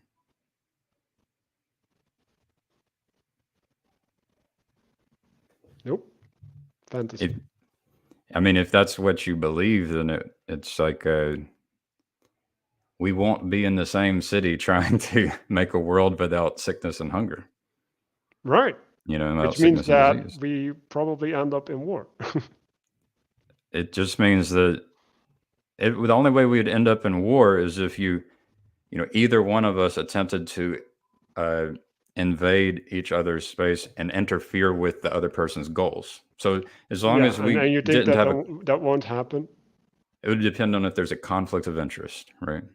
No, there is a conflict of interest How is there a conflict of interest? because there's different principles being upheld. And we can't live in separate areas. Nope. You can't. Nope. Like You we're don't. You living don't. on the same earth. We're in contest. But there is Like a way of look there at the is. climate change, right? But I'm saying there's a way of being in which you produce good fruit, and then you would end up saying, "Man, that's some good fruit," and you wouldn't want to destroy that which is providing good fruit. You would destroy the thing that's actually like interfering with what you perceive to be good fruit. Yeah, But if but I'm you're providing the thing to presupposing the you good that, fruit. but Like if you think it's if you actually see me as producing good fruit, then yeah, but I won't. you don't know that. No, I will think that what you're doing is evil. But you don't know that, right? You don't No, know. You can't predict I've what's going to made the happen, though. proclamation right now that that is going to be true. I'm assuming that you're being facetious No, because you're I'm not. making a contradiction between. You were saying things Why? earlier like, I don't know when I do an action, I don't know what's going to happen because of that action. But now you're speaking as if you know what's going to happen. No, like for me, it's irrelevant what's going to happen. It's irrelevant what's going to happen. Yeah, It's so there's a I don't your judge actions are based upon disconnected. results. Your actions are disconnected from No, they're not like a goal. disconnected. They're not disconnected because then I'd be delusional, right? We're all delusional to different degrees. Like everyone, fair, fair, everyone. fair enough. Okay. But that's not the argument that I'm making. Like no, my actions are not disconnected from the goal, right? But my actions are towards the good, right? And then the goals, right, or the fruits will happen. They will just appear. Like they're generated by me moving towards God. They're not generated by me making them happen. There is no you. Well, there is a you, but the way in which I'm me is looking up, not looking down. So I'm looking to participate in the right spirit, right? And Right. that's where my responsibility lies, right? And then if I'm participating in the right spirit, I will have good fruits, right? So anytime you make a claim, you could be wrong, right? Every claim you make, you could be No, wrong. yeah, I don't think so. I think there's claims that you can make that are just necessarily true, because 1 + 1 = 2. Like that's going to be necessarily true. In binary, a different frame, it doesn't equal Yeah, but two. that's not the same situation. Now you just changed you change the frame on me and say, well, in this different frame, but that's not the claim that I made because I made the claim in a different frame. Right. But you can't, when you act in a way which you attempt to impose a frame on others, then you're going to have enemies, right? Yes. Yeah. And so, like, it'd be nice if uh, we could operate in different frames and not be enemies. Yeah, we can do that Yeah. all day, but then we can't commune. And that's, we can also, That's the intimacy crisis what you're now talking about. Like this is what everybody is doing, right? Everybody's walking around and it's like, oh yeah, I'm tolerating you being crazy, and like I know that you're crazy, but I'm not going to tell you. I'm not going to challenge you, right? I'm just going to let you I'm not be, going to make you uncomfortable. right? And I'm Yeah. just going to let you be, and I'm just going to do my own thing, and pretend as if I don't bear responsibility for the world and the people around, right? Like that's what's happening, and I'm like, no, that's evil. Like our purpose is to commune, right? And if I refuse communion, that's a bad thing. Like that's not love, right? Yeah. So like I reject that, right? So, And so if you are in that frame, right? If you are in the individualist mindset, you are in some sense, well, you're possessed by an enemy spirit, an evil spirit. right. And then you can end up in the different frames, you can end up learning, growing, and changing, and then coming back into communion at a future date. Yes, And if you're humble, you don't know how much you changed and how much they changed. If you're not humble, you're going to say, "Oh, they're going to change and they're going to they're going to come realize what I know." So it depends on how humble you are on that. right. But what you said is possible if you're in the same church, right? So, because whatever frame you're in, it's always going to be below God if you're in the church, right? So, you can go explore when you're in the church and then you can come back. And because you still uphold what I uphold, Are we we in the same church? So if I if with the things that I shared, does that make me in a different church? Does it put no, me I in a don't different think you're church? in the church if you're pursuing that, you're not. Right. So we're in a and then so the way for peace on earth is that different churches can coexist, No, I think there's only one church. and you think yours is the one. I I am living my life as if I would be part of that church. Yes. Right. And you could be wrong. Yeah. Okay. So yeah. Yes, I could And always be I'm wrong. aiming yeah, I know. I'm aiming at peace on earth as the thing. And so, if you're wrong, um, that I would want my church to be able to produce the good fruit, which would show the wrong churches the errors of their way. Yeah, but you don't live by sight. You live by faith. Like that's like if you don't accept that, You judge by their fruit. you judge by the fruit, but you live by faith. You have to integrate the two of those. No, you have to be responsible. You have to like Living by faith doesn't mean that you don't change and learn and grow and transform. no, Like your faith like should be like changing as well. yeah, but that is by uh, redeeming your past, right? So you do stuff, and then it doesn't work like it should, right? What And is then it? you try to redeem it in whatever way you can. So like a wounded healer can redeem their past, No, just like no, a no, no, no, wounded no, no, church no, could no, no, no, redeem no. their What past. what I what I mean by redeem is that it participates in the story, right?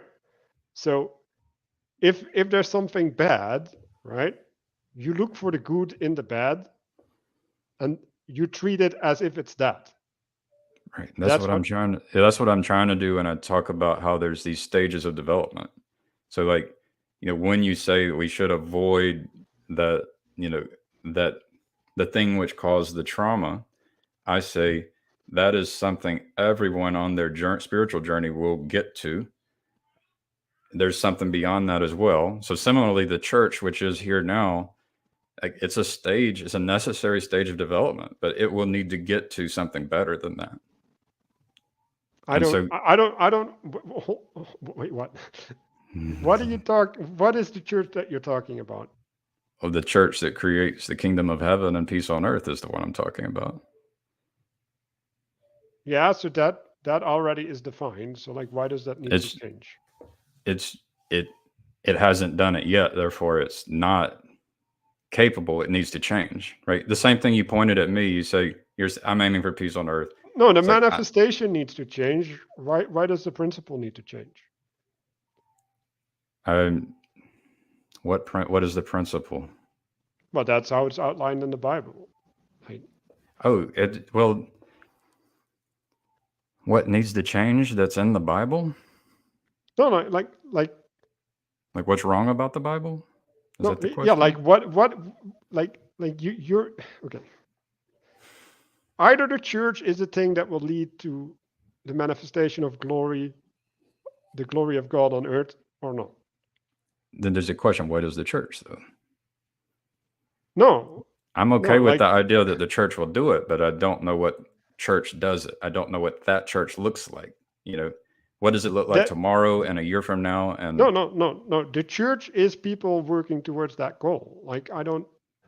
right, I agree with that. Right, Yeah, and they're communing in love. I agree with that. Right, and they're living by faith. I think we mean different things. I think we don't see eye to eye on this one. Living by faith. Yeah, Like it depends on what you mean. Like there's a faith in what kind of thing, right? It's a in God's will, like participation in God's will. so but so did God give us a will? I feel like some did God Yes, allow does God allow we us have to free will. yeah. Yes, So yeah, we we've can had the reject participation in God's will. We can do right. that. And Yes. we've had the free will to create religions and create churches and create all kinds of things that are imperfect because humans are imperfect. Yeah, I don't know why we're making a perfection argument. Like that's you introducing perfection. Like why like like if the perfection is participation in God's will. The perfection is not something that you can judge. So this would be the mind reading instrument. It's like how can we identify those who are most righteous No, why do we need to identify people who are most righteous? so that we can identify the people who know the will of God better than everyone else. No, we all need to know the will of God. Like it's not an option. We're born babies. Yes, There's a developmental process as individuals and as groups. right, And so some individuals and groups will end up knowing the will of God better than others at certain times and places. right. Right. That's And necessarily true. it's hard to know who is Why do dancing you with need to God know? so that we can create peace on earth. No, no, no. We don't create peace on earth. Peace on earth happens as a consequence of participation in the will of God. So what happens is people who are not um, willing or able to dance with God can corrupt the church. They can corrupt a They group, and will. they do. Like it It's happened, like and it's it's not an happening, option. It's in the Bible. Like it and they says it's have, unavoidable.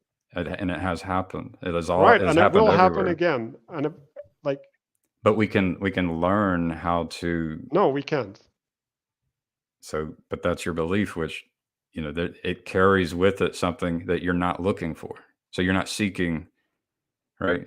You're not seeking a way to uh, reduce the amount of corruption. No, I think I know the way.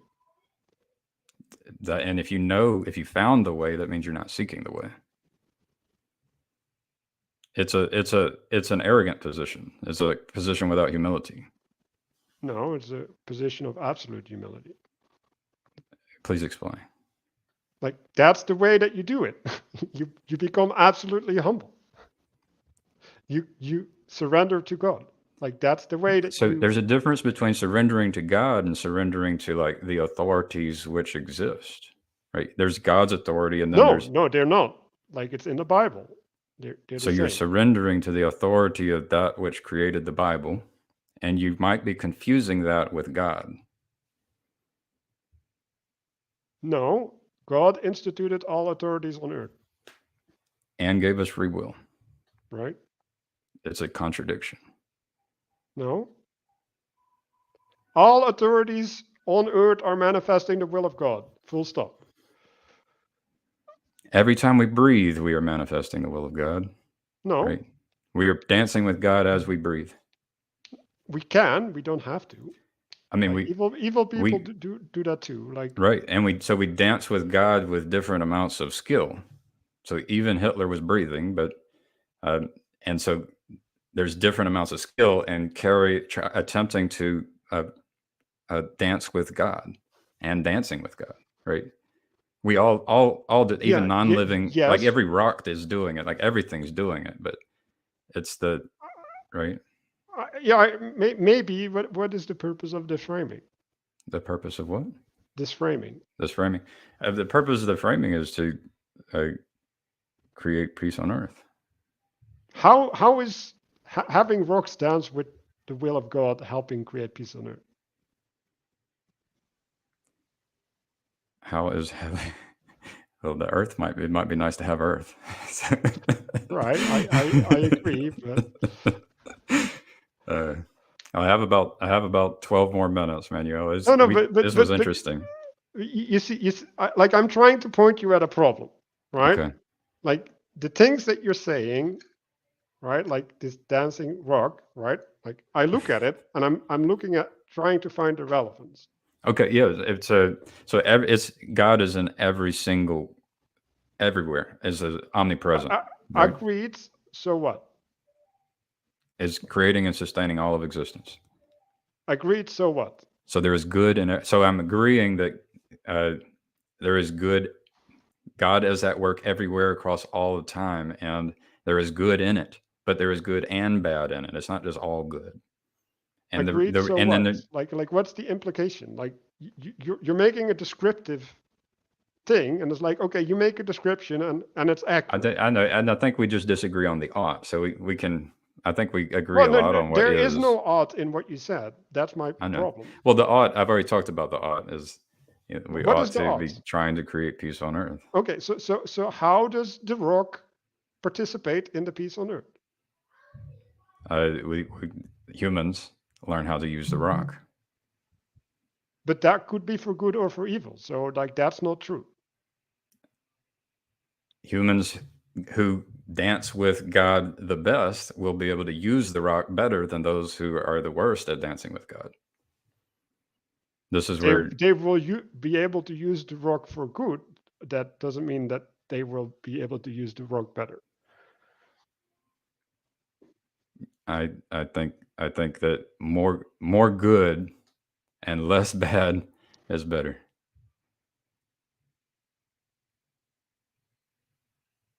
Maybe I don't even know about that. But I don't know either, but again, like that's kind of you're not saying anything that is actionable. so. Yeah, I tried to reach out to Auburn University so I could connect with them and help Okay, develop so the technology for how is neuroimaging, Auburn University related to the rock and people using it for good or bad? so that we can identify people who are good. No, we can't. We can use mind reading instruments, neuroimaging technology Why combined with why artificial intelligence. why do you assume that mind like even if we can mind read, like why do you assume that mind reading can detect goodness? Mind reading can detect your ability to reconsider, to learn, Right. Why to I can reconsider and be an evil genius. Like evil you and geniuses are able to reconsider a whole lot of things and they're so capable of you can you can use mind reading instruments to determine if what we were aiming at and whether or not you're actually aiming at if we were aiming in the same direction. no that you can't. I think you can. Well, So I think that's the I'm science that just making an yeah. absolute statement that that is impossible, and I think I can prove that pretty like I can No, prove no, that. it's this is what's going to happen. I'm not saying that we can do it right now. I'm saying this is what's going to happen is we're No, going to use I'm mind saying reading that it's instruments. fundamentally impossible because it is a quality and we can't measure quality. We can measure quality. We do it all the time. It's called quality assurance testing. No, it doesn't. Yeah, yeah. You in the factories, if you want to make sure that this light bulb is going to last, or this resistor is going to be able to What is withstand it the. measuring? Is it measuring the quantity of time that it lasts? It can do Is it that. is it Yes, it can measuring measure the the quantity of photons that it emitted? right. Yes, it can measure That's these not things. It can qualities, measure. that's quantities. Um, the quality will be related to your goal. And so then if you then No, you can that's use not a measure the quality. you can measure the quantities to connect those. These are like they're called um, OKRs. They're called objective key. They're key results that are connected to your job to be done. Right. So you have a job to be done, and you need to monitor and observe what's happening so that you can respond appropriately and you can be proactive in making good decisions so that you can accomplish the job that you want to do. So basically, what you're saying is we're outsourcing things that we should do ourselves to Mm-mm. machines. No, no. And so we need to do these things ourselves. We can do those now. We've always been able to Well, do but these why things. do we need the machines? So we need the machines because the mind that we have is a mind that was inherited from times So when we there was are outsourcing technology. things to machines, Um, yes, we are. right? But And so when we're we don't outsourcing have things to to though. We need to be. We shouldn't depend on them. We can do it ourselves. We're with no, our no, no, like wife and children. no, there. When you give something over, right? You reattune your relationship with So reality, I have a watch that monitors my heart rate and the distance I've moved today. Right. right? I can pay attention to my breathing and my heart rate. Um, I can also monitor it with a tool. I can monitor the heart rate and the breathing. So Mhm. these things are pretty useful. They might be for certain purposes, Yeah, right, for certain purposes. but then is that purpose good? Right. And so like the are you remembering God with each breath? Yeah, your watch ain't helping with you with that But because we can build the device that's the device that's coming is no, that no, because you're not remembering, then the device is remembering you. no, the device doesn't the device is tracking your ability to remember. I need to track my own ability because I need You to need take to. responsibility for You my need own to. ability. And it can help if you track what you are doing so that you can track your rate of success, rate of error, you can Okay, hold yourself accountable. let's deal with this in the end.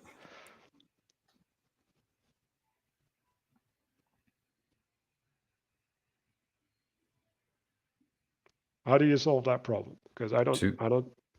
two people can be doing the exact same thing but to different ends and with a different orientation. This may be a difference in quality that can't be measured. So I would point back at that idea of cutting open a heart. It depends. It's going to be in relationship to other things that are happening as well. Like, right. So, um,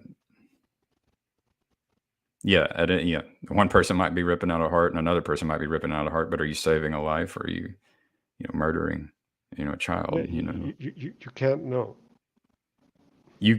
the device I'm talking about will actually be able to detect it. You will be able to know.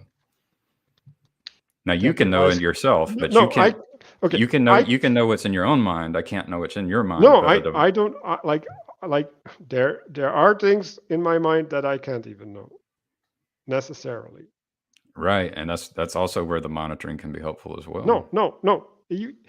You cannot you like we relate to new things, right? We relate to potential, right? So things will happen that are original within my head necessarily. Like it's not an option. Okay, You cannot measure something original because you don't have a framework to understand the original thought. Like it's just impossible. And my claim is that every thought is original because you never step in the same river twice. So you can never use a device to solve that problem. It's like it's impossible. there are like I think Moses, for example, Jesus, like these kinds of characters can walk with God very well, and uh, and if you were monitoring these things, you would be able to then have standards of measurement in which you can monitor and track these kinds of things. Yes, and they would corrupt necessarily. Like this is like I actually think that they have been corrupted, like by other people, because we don't have the transparency. no, standards of measurements are things that are static in a dynamic world. And even if they're true, and I'm going to just disagree that they can be true, but even if they're true, they're going to be irrelevant because of time. Right. And But you need a so, process of process improvement connected to humility. no, this is Gnosticism that you're talking about. Like Like, it what's wrong is with what I'm talking about? because you say that knowledge can save us, and it can't. I mean, knowledge saves people every day, Yeah, Satan does too. right? And Okay, then we should all worship Satan. That's fine. Like he can I save us. mean, Satan is in your mind right now. It's in everyone's mind right now. Okay, yeah, I can listen to him and I cannot die as a consequence, or I can sacrifice myself. Satan's so powerful that you can be influenced by Satan without even knowing that you're being influenced by Satan. Satan's pretty powerful. Okay, yeah, you're not dealing with the point. Like yeah, you can see it. Like measuring things and moving by measurement.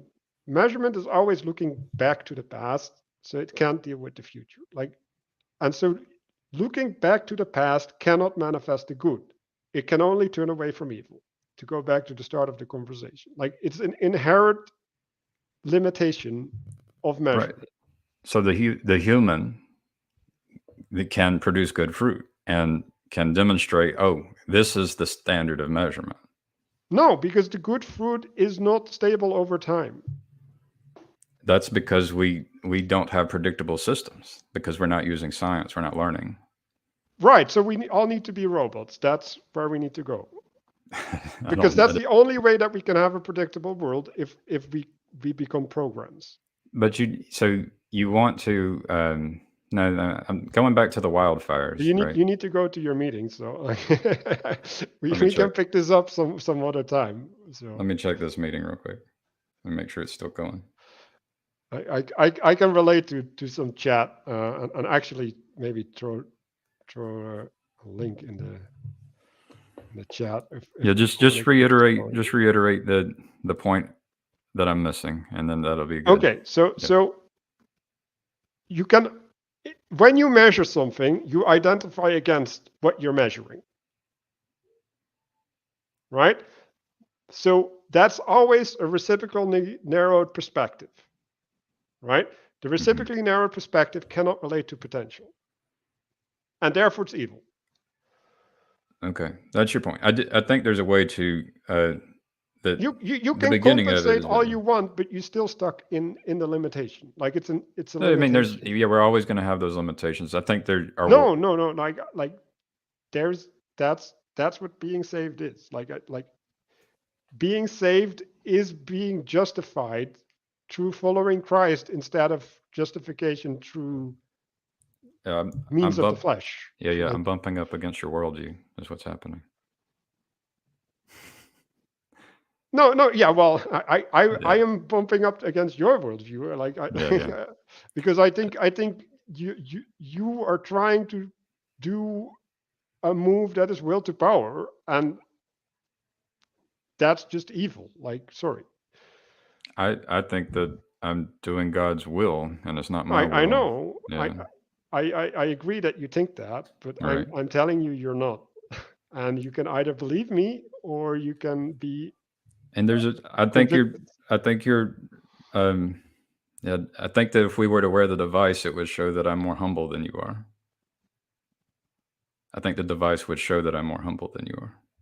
Well, then that only proves my point.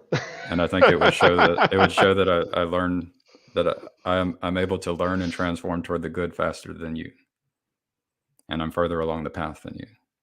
Okay.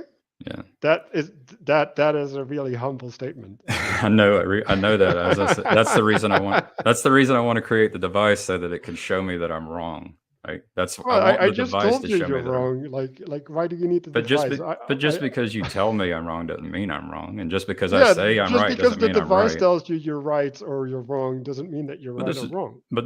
this is the way we do science is we can actually figure out well who's right and who's wrong. We No, can you run can't. experiments. You can't do that. That's I mean, impossible. we're talking on the internet because people have been doing science to figure out what works. This is there's you can figure out what's right and what's wrong, and I might be wrong, and you might be wrong. Actually, we're both wrong. We're both wrong. I guarantee it. We're both wrong. So, um, yeah, Oh, no, I actually have the capacity to see where I'm uncertain and where I'm certain, right? right, right. So, I'm not certain about. I'm really not certain about. I'm certain that God is real and permeates all of existence, right, and I'm certain that I want to serve God, and I want to love God, and that's like and so yeah, it kind of stems from there, and the certainty begins to decrease after that.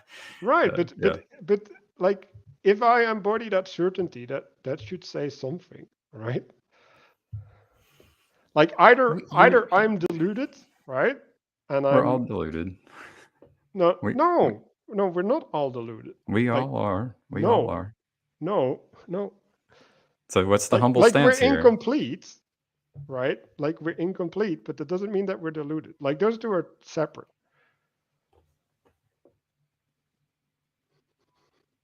I mean, I think you're doing. I want to just end by saying thank you, Manuel, and you. I really enjoyed listening to you talk to Paul Vanderclay and Tayo. I haven't got to listen to a lot of what you've done, but um, I thought those were great. I think you have a very good skill. Uh, there's something you do better than me. Is I think your capacity to understand the other person and your capacity to communicate to the other person and to teach the other person is beyond my own. And I I like what you're doing, and thank you for having me on. Yeah, thank you for talking to me. I think it was really fruitful. I'm going to keep it Yeah. up a little Okay. longer, but I think we should talk about it again because Yeah. I Yeah. think it Yeah. is important, and I'll have a more build up argument at that point for you. Yeah. Well, yeah. I'm definitely wrong. I find out later that I'm wrong about things. So yeah, could be I'm wrong. So that's I appreciate the help. Thank you. Okay, I'm putting out the link through the chat, so if you want to join, Gavin, you can go to work. All right. I'll deal with some chat questions All right. Bye bye. because I started a fire. um, let me see if I can do some justice to the comments that you made. Uh, well, there was this question. Uh, yes, every authority on earth is an authority on earth. So, and all of those are participating in the glory of God in some way. Some better than others, but I believe that.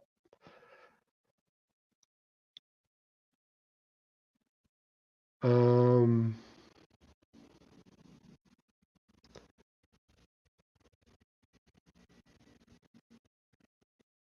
yeah, so dealing with this problem, right? Like, I don't know, like, I somewhat have a problem with the term God actions, right? Because now we gotta define what that is. Um, I mean, yeah, I would not have a good definition for God's action, but I would have a good definition for God's will manifesting, right? And then God's will manifests through man, right? And in some sense, uh, that is co-manifestation, right? So that's not only God's will, that's also in some sense our will on a different level. Um,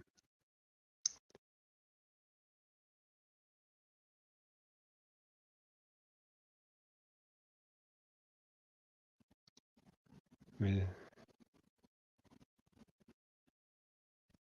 well, I think whenever we speak, we are always translating it into our understanding. Uh, we were having a discussion around um, how to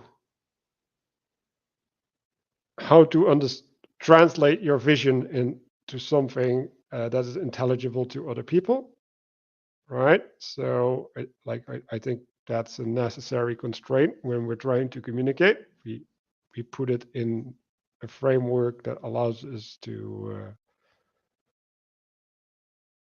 to communicate that well. And then how intentional are we when doing that? That is a different question. But I'm going to avoid dealing with that part.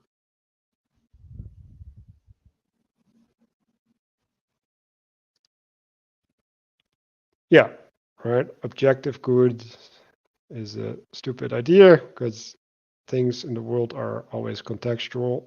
Um, so the action gets colored in by where it happens and what the effects are.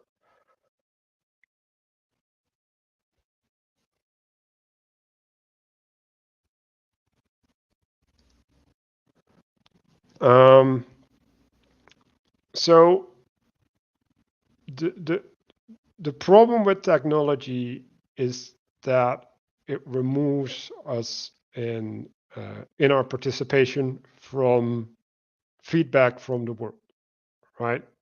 So what's a good example? Well, Vervaeke has this example with the pen, right? And you can have the pen as an extension of your arm, right? Like you then it moves in a certain way. Then when you see it as an extension of your hand, it moves in a certain way. Then when you see it as an extension of your fingers, and then you can even feel through the tip of the pen when I tap, and like my sense of self in some sense can extend into the pen. And you could even argue that when I write with the pen on paper, my sense of self gets extended into the letters that are placed upon the paper, right? So the the understanding of ourselves in action gets more complex as a consequence of the technology that we use, right? When we're integrated within technology, uh, our understanding of the world becomes dependent upon that technology because that's the means by which we perceive the world.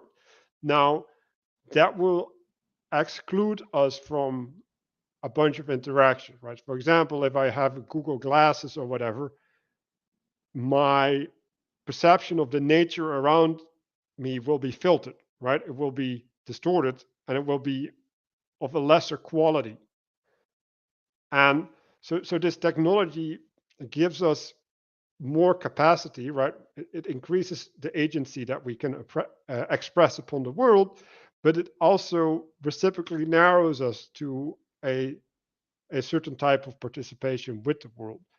And if we get too stuck in any state that is reciprocally narrowed, we our relationship to reality becomes corrupted because we inherit the biases that are not natural to being an embodied creature.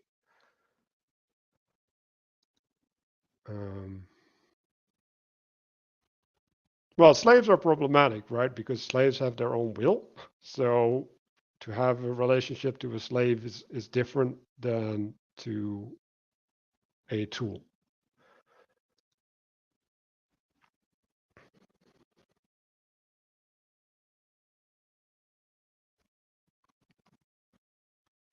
Um, yeah, I was hoping that someone would have joined me.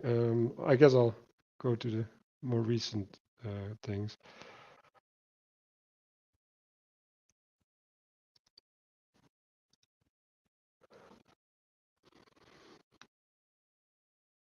Right. Well, yeah, like the Mac, the mech suit is like in some sense a really interesting example because it's literally a new body, right? Like it and what was it?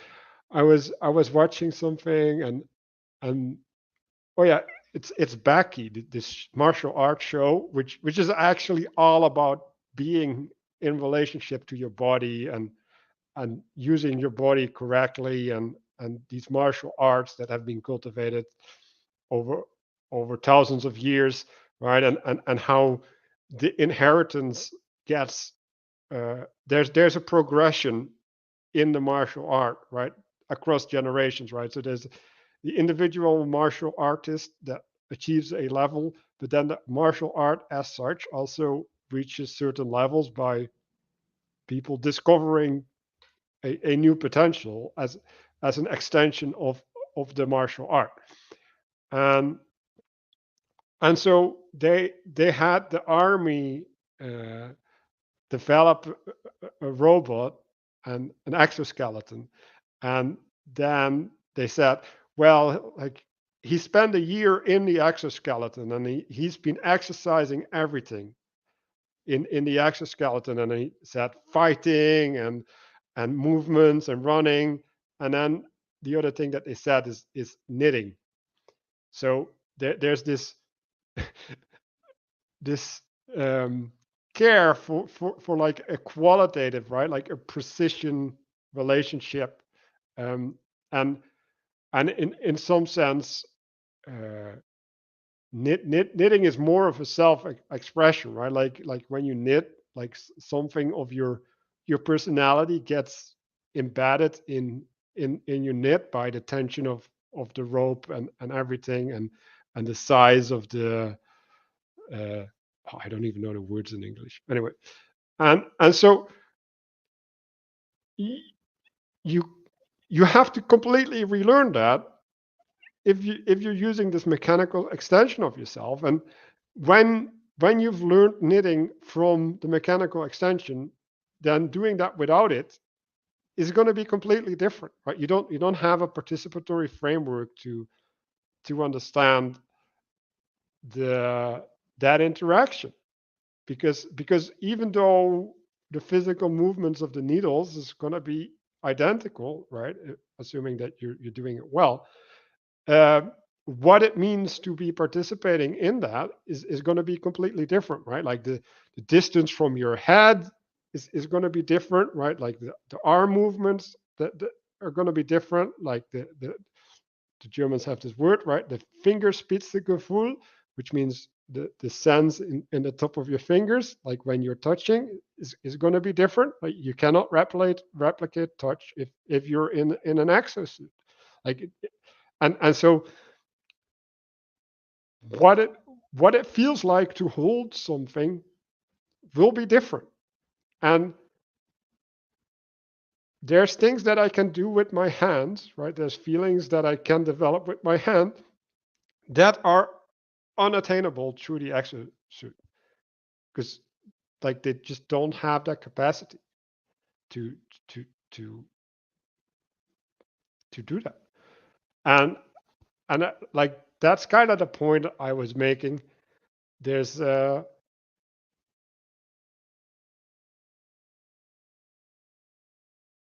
there might be a necessity to wear an exosuit within certain situations, right? Like when we're doing dangerous work or heavy work, but then we take it off and we become humans again, right? And we participate the way that we're supposed to participate, and we only get into the suit because it's our job, right? And it's serving something higher, right? Like it's serving us. Well, the job is giving a product, right? But also the money that we make allows us to take care of our family and our community, and that's why we do it.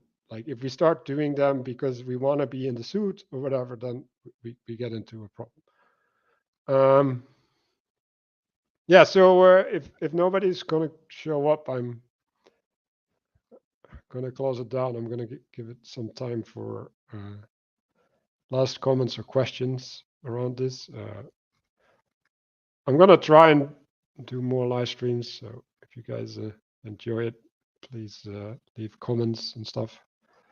So that I know that I'm doing the right thing, and also if there's directions or thinking, or even if you want to participate on a live stream with me, yeah, just hit me up. Um,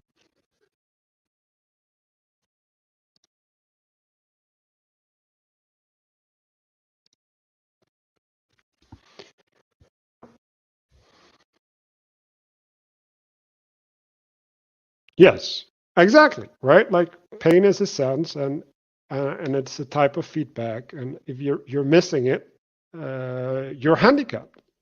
Like you're incapable of having a certain participation. Now we're humans, and we're uh, flexible creatures that can compensate, right? And we can use even technology to compensate, right? Like the best example is clothing, right? Like we can go into the cold because we have the ability to put things over our body so that we are not affected by the cold and we can function. But yeah, like if you're lacking the proper feedback, you're gonna be in a bunch of trouble, and you're gonna have to compensate for that for the rest of your life. Yeah, this is also happening with the disease called leprosy.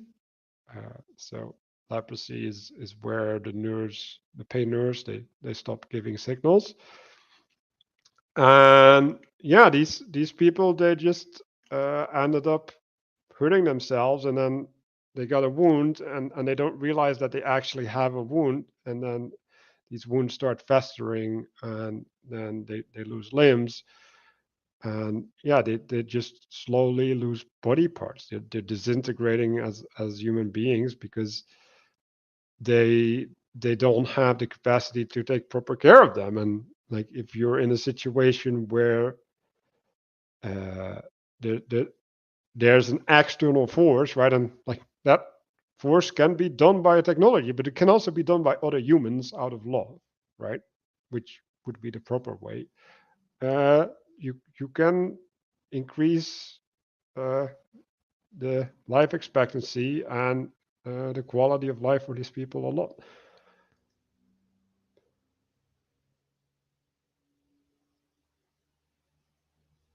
Yeah.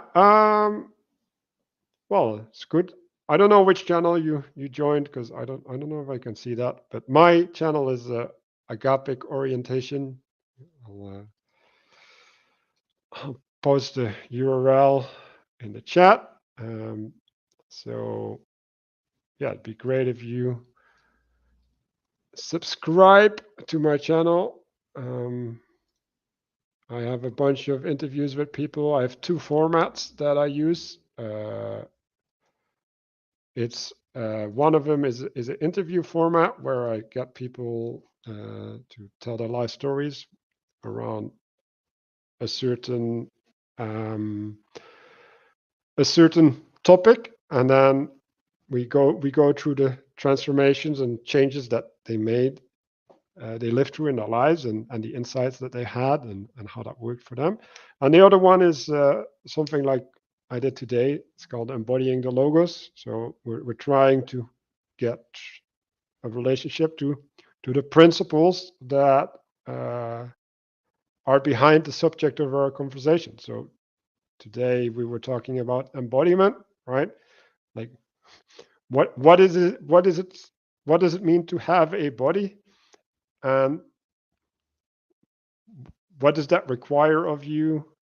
Um, and in some sense, how do you look at the world through a body, right? Like because it means that you can take a certain identity, right?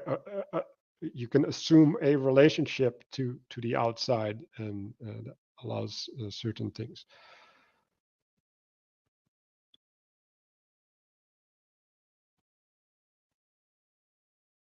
Oh, cool. Yeah, Mathieu Peugeot is a really interesting guy.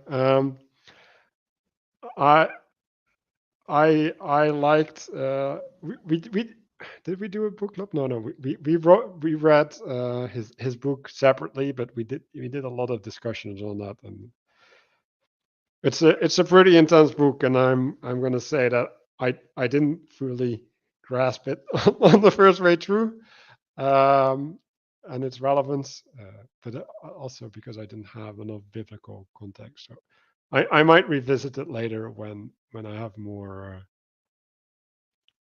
grounding to relate it from. But yeah, his new project and his stuff on Twitter is amazing, because uh, yeah, he's trying to deal with the current issues, right? Like this idea of the rainbow, and but yeah, it's relating to symbolism is really intense, to properly do that, and then you get an insight, and then what do you do with it, right? Like how do you embody it? Like how do you make it relevant? Because that was the thing that I was doing in the end, right? Like I was talking to Gavin, and he said, "Well, this is true," and I was like, "Well, okay, it might be true, but what do you do with it? Like what does it mean, right? Like the fact that something is true doesn't mean anything, because you still have to embody this information within your framework to make it say something, right? To make to express it into action.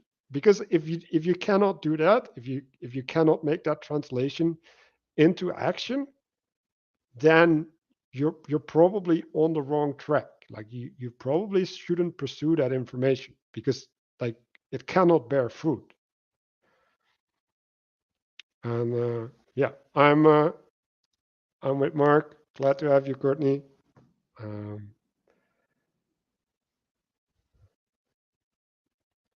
oh, did you end up coming to Discord? Because yeah, you should hang out on Discord. Then you can talk to people.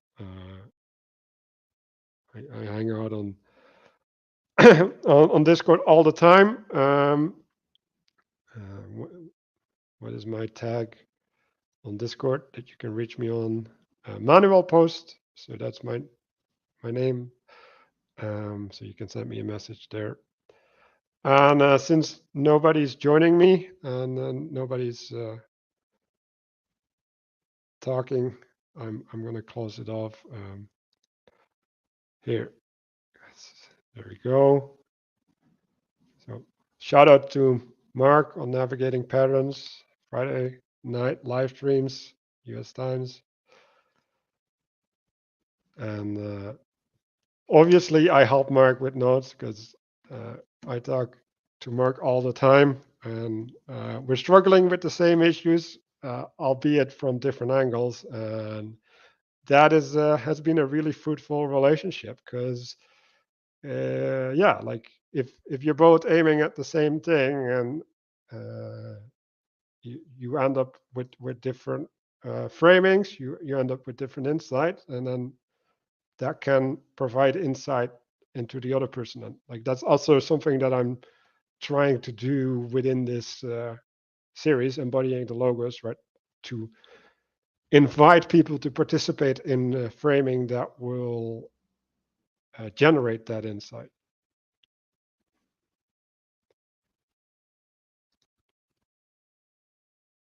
Yes. And looking at something from certain angles means that you're effectively circumambulating something, and circumambulating is a practice that's used by people, where you're walking around something, and in the walking around, you're going to look at it from different angles, and the different angles will provide you with a different relationship, right? Just by virtue of material uh, relationship, but you can also spiritually do that, right? And then if you think of an idea as something that you can grasp, right? You you want to have a full understanding of it, right? Like you want to comprehend like that which holds it together in such a way that you can wield it. You can wield the idea in your head, and in order to be able to wield the idea in your head, you have to wrestle with it in some sense, right? Like we were talking at the beginning about how your participation with something else, with the other, is showing you boundaries, right? Like this idea works here, but it doesn't work here, right? So that means that in there's something relevant, right? Like what makes it not work, or well, yeah, there's many ways, but being in that tension, right, is what reveals to you something about the quality of the idea, right? Because the boundary, right, which might be not something that's static, but let's say it is static, right?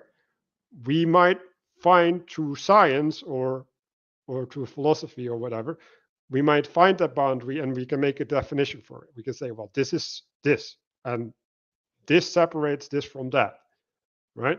But in order to get that boundary, to find it, we have to participate with it in a way that it shows up, in a way that it makes sense, right? Because the yeah, it is only sensible, right? And the sense is related to feeling, right? That if that boundary is has a meaning, right? Like is a transition, like it provides a contrast. Um, so yeah, back to circumambulation, right? So you can have the boundary here, and then you can take the angle, you goes down here, and then is the boundary still there? Like, is it closer? Is it further? Like maybe it looks different, right? And that's how you participate with ideas. And I guess I'm trying to exemplify that, and that's the purpose of framing. And when you know where you stand, when you look at something, you know why things are important, right? Like there's a bunch of things that you can do that if you just end up in a frame because that's the frame that you have aren't available to you. And so to have proper sense making, getting a relationship with these things intuitively, right? We don't want to propositionalize everything is important. And so that's part of my mission statement. And maybe I should record a video on my mission statement. Anyway, everybody, thanks for watching. And I'll hope to do this again soon.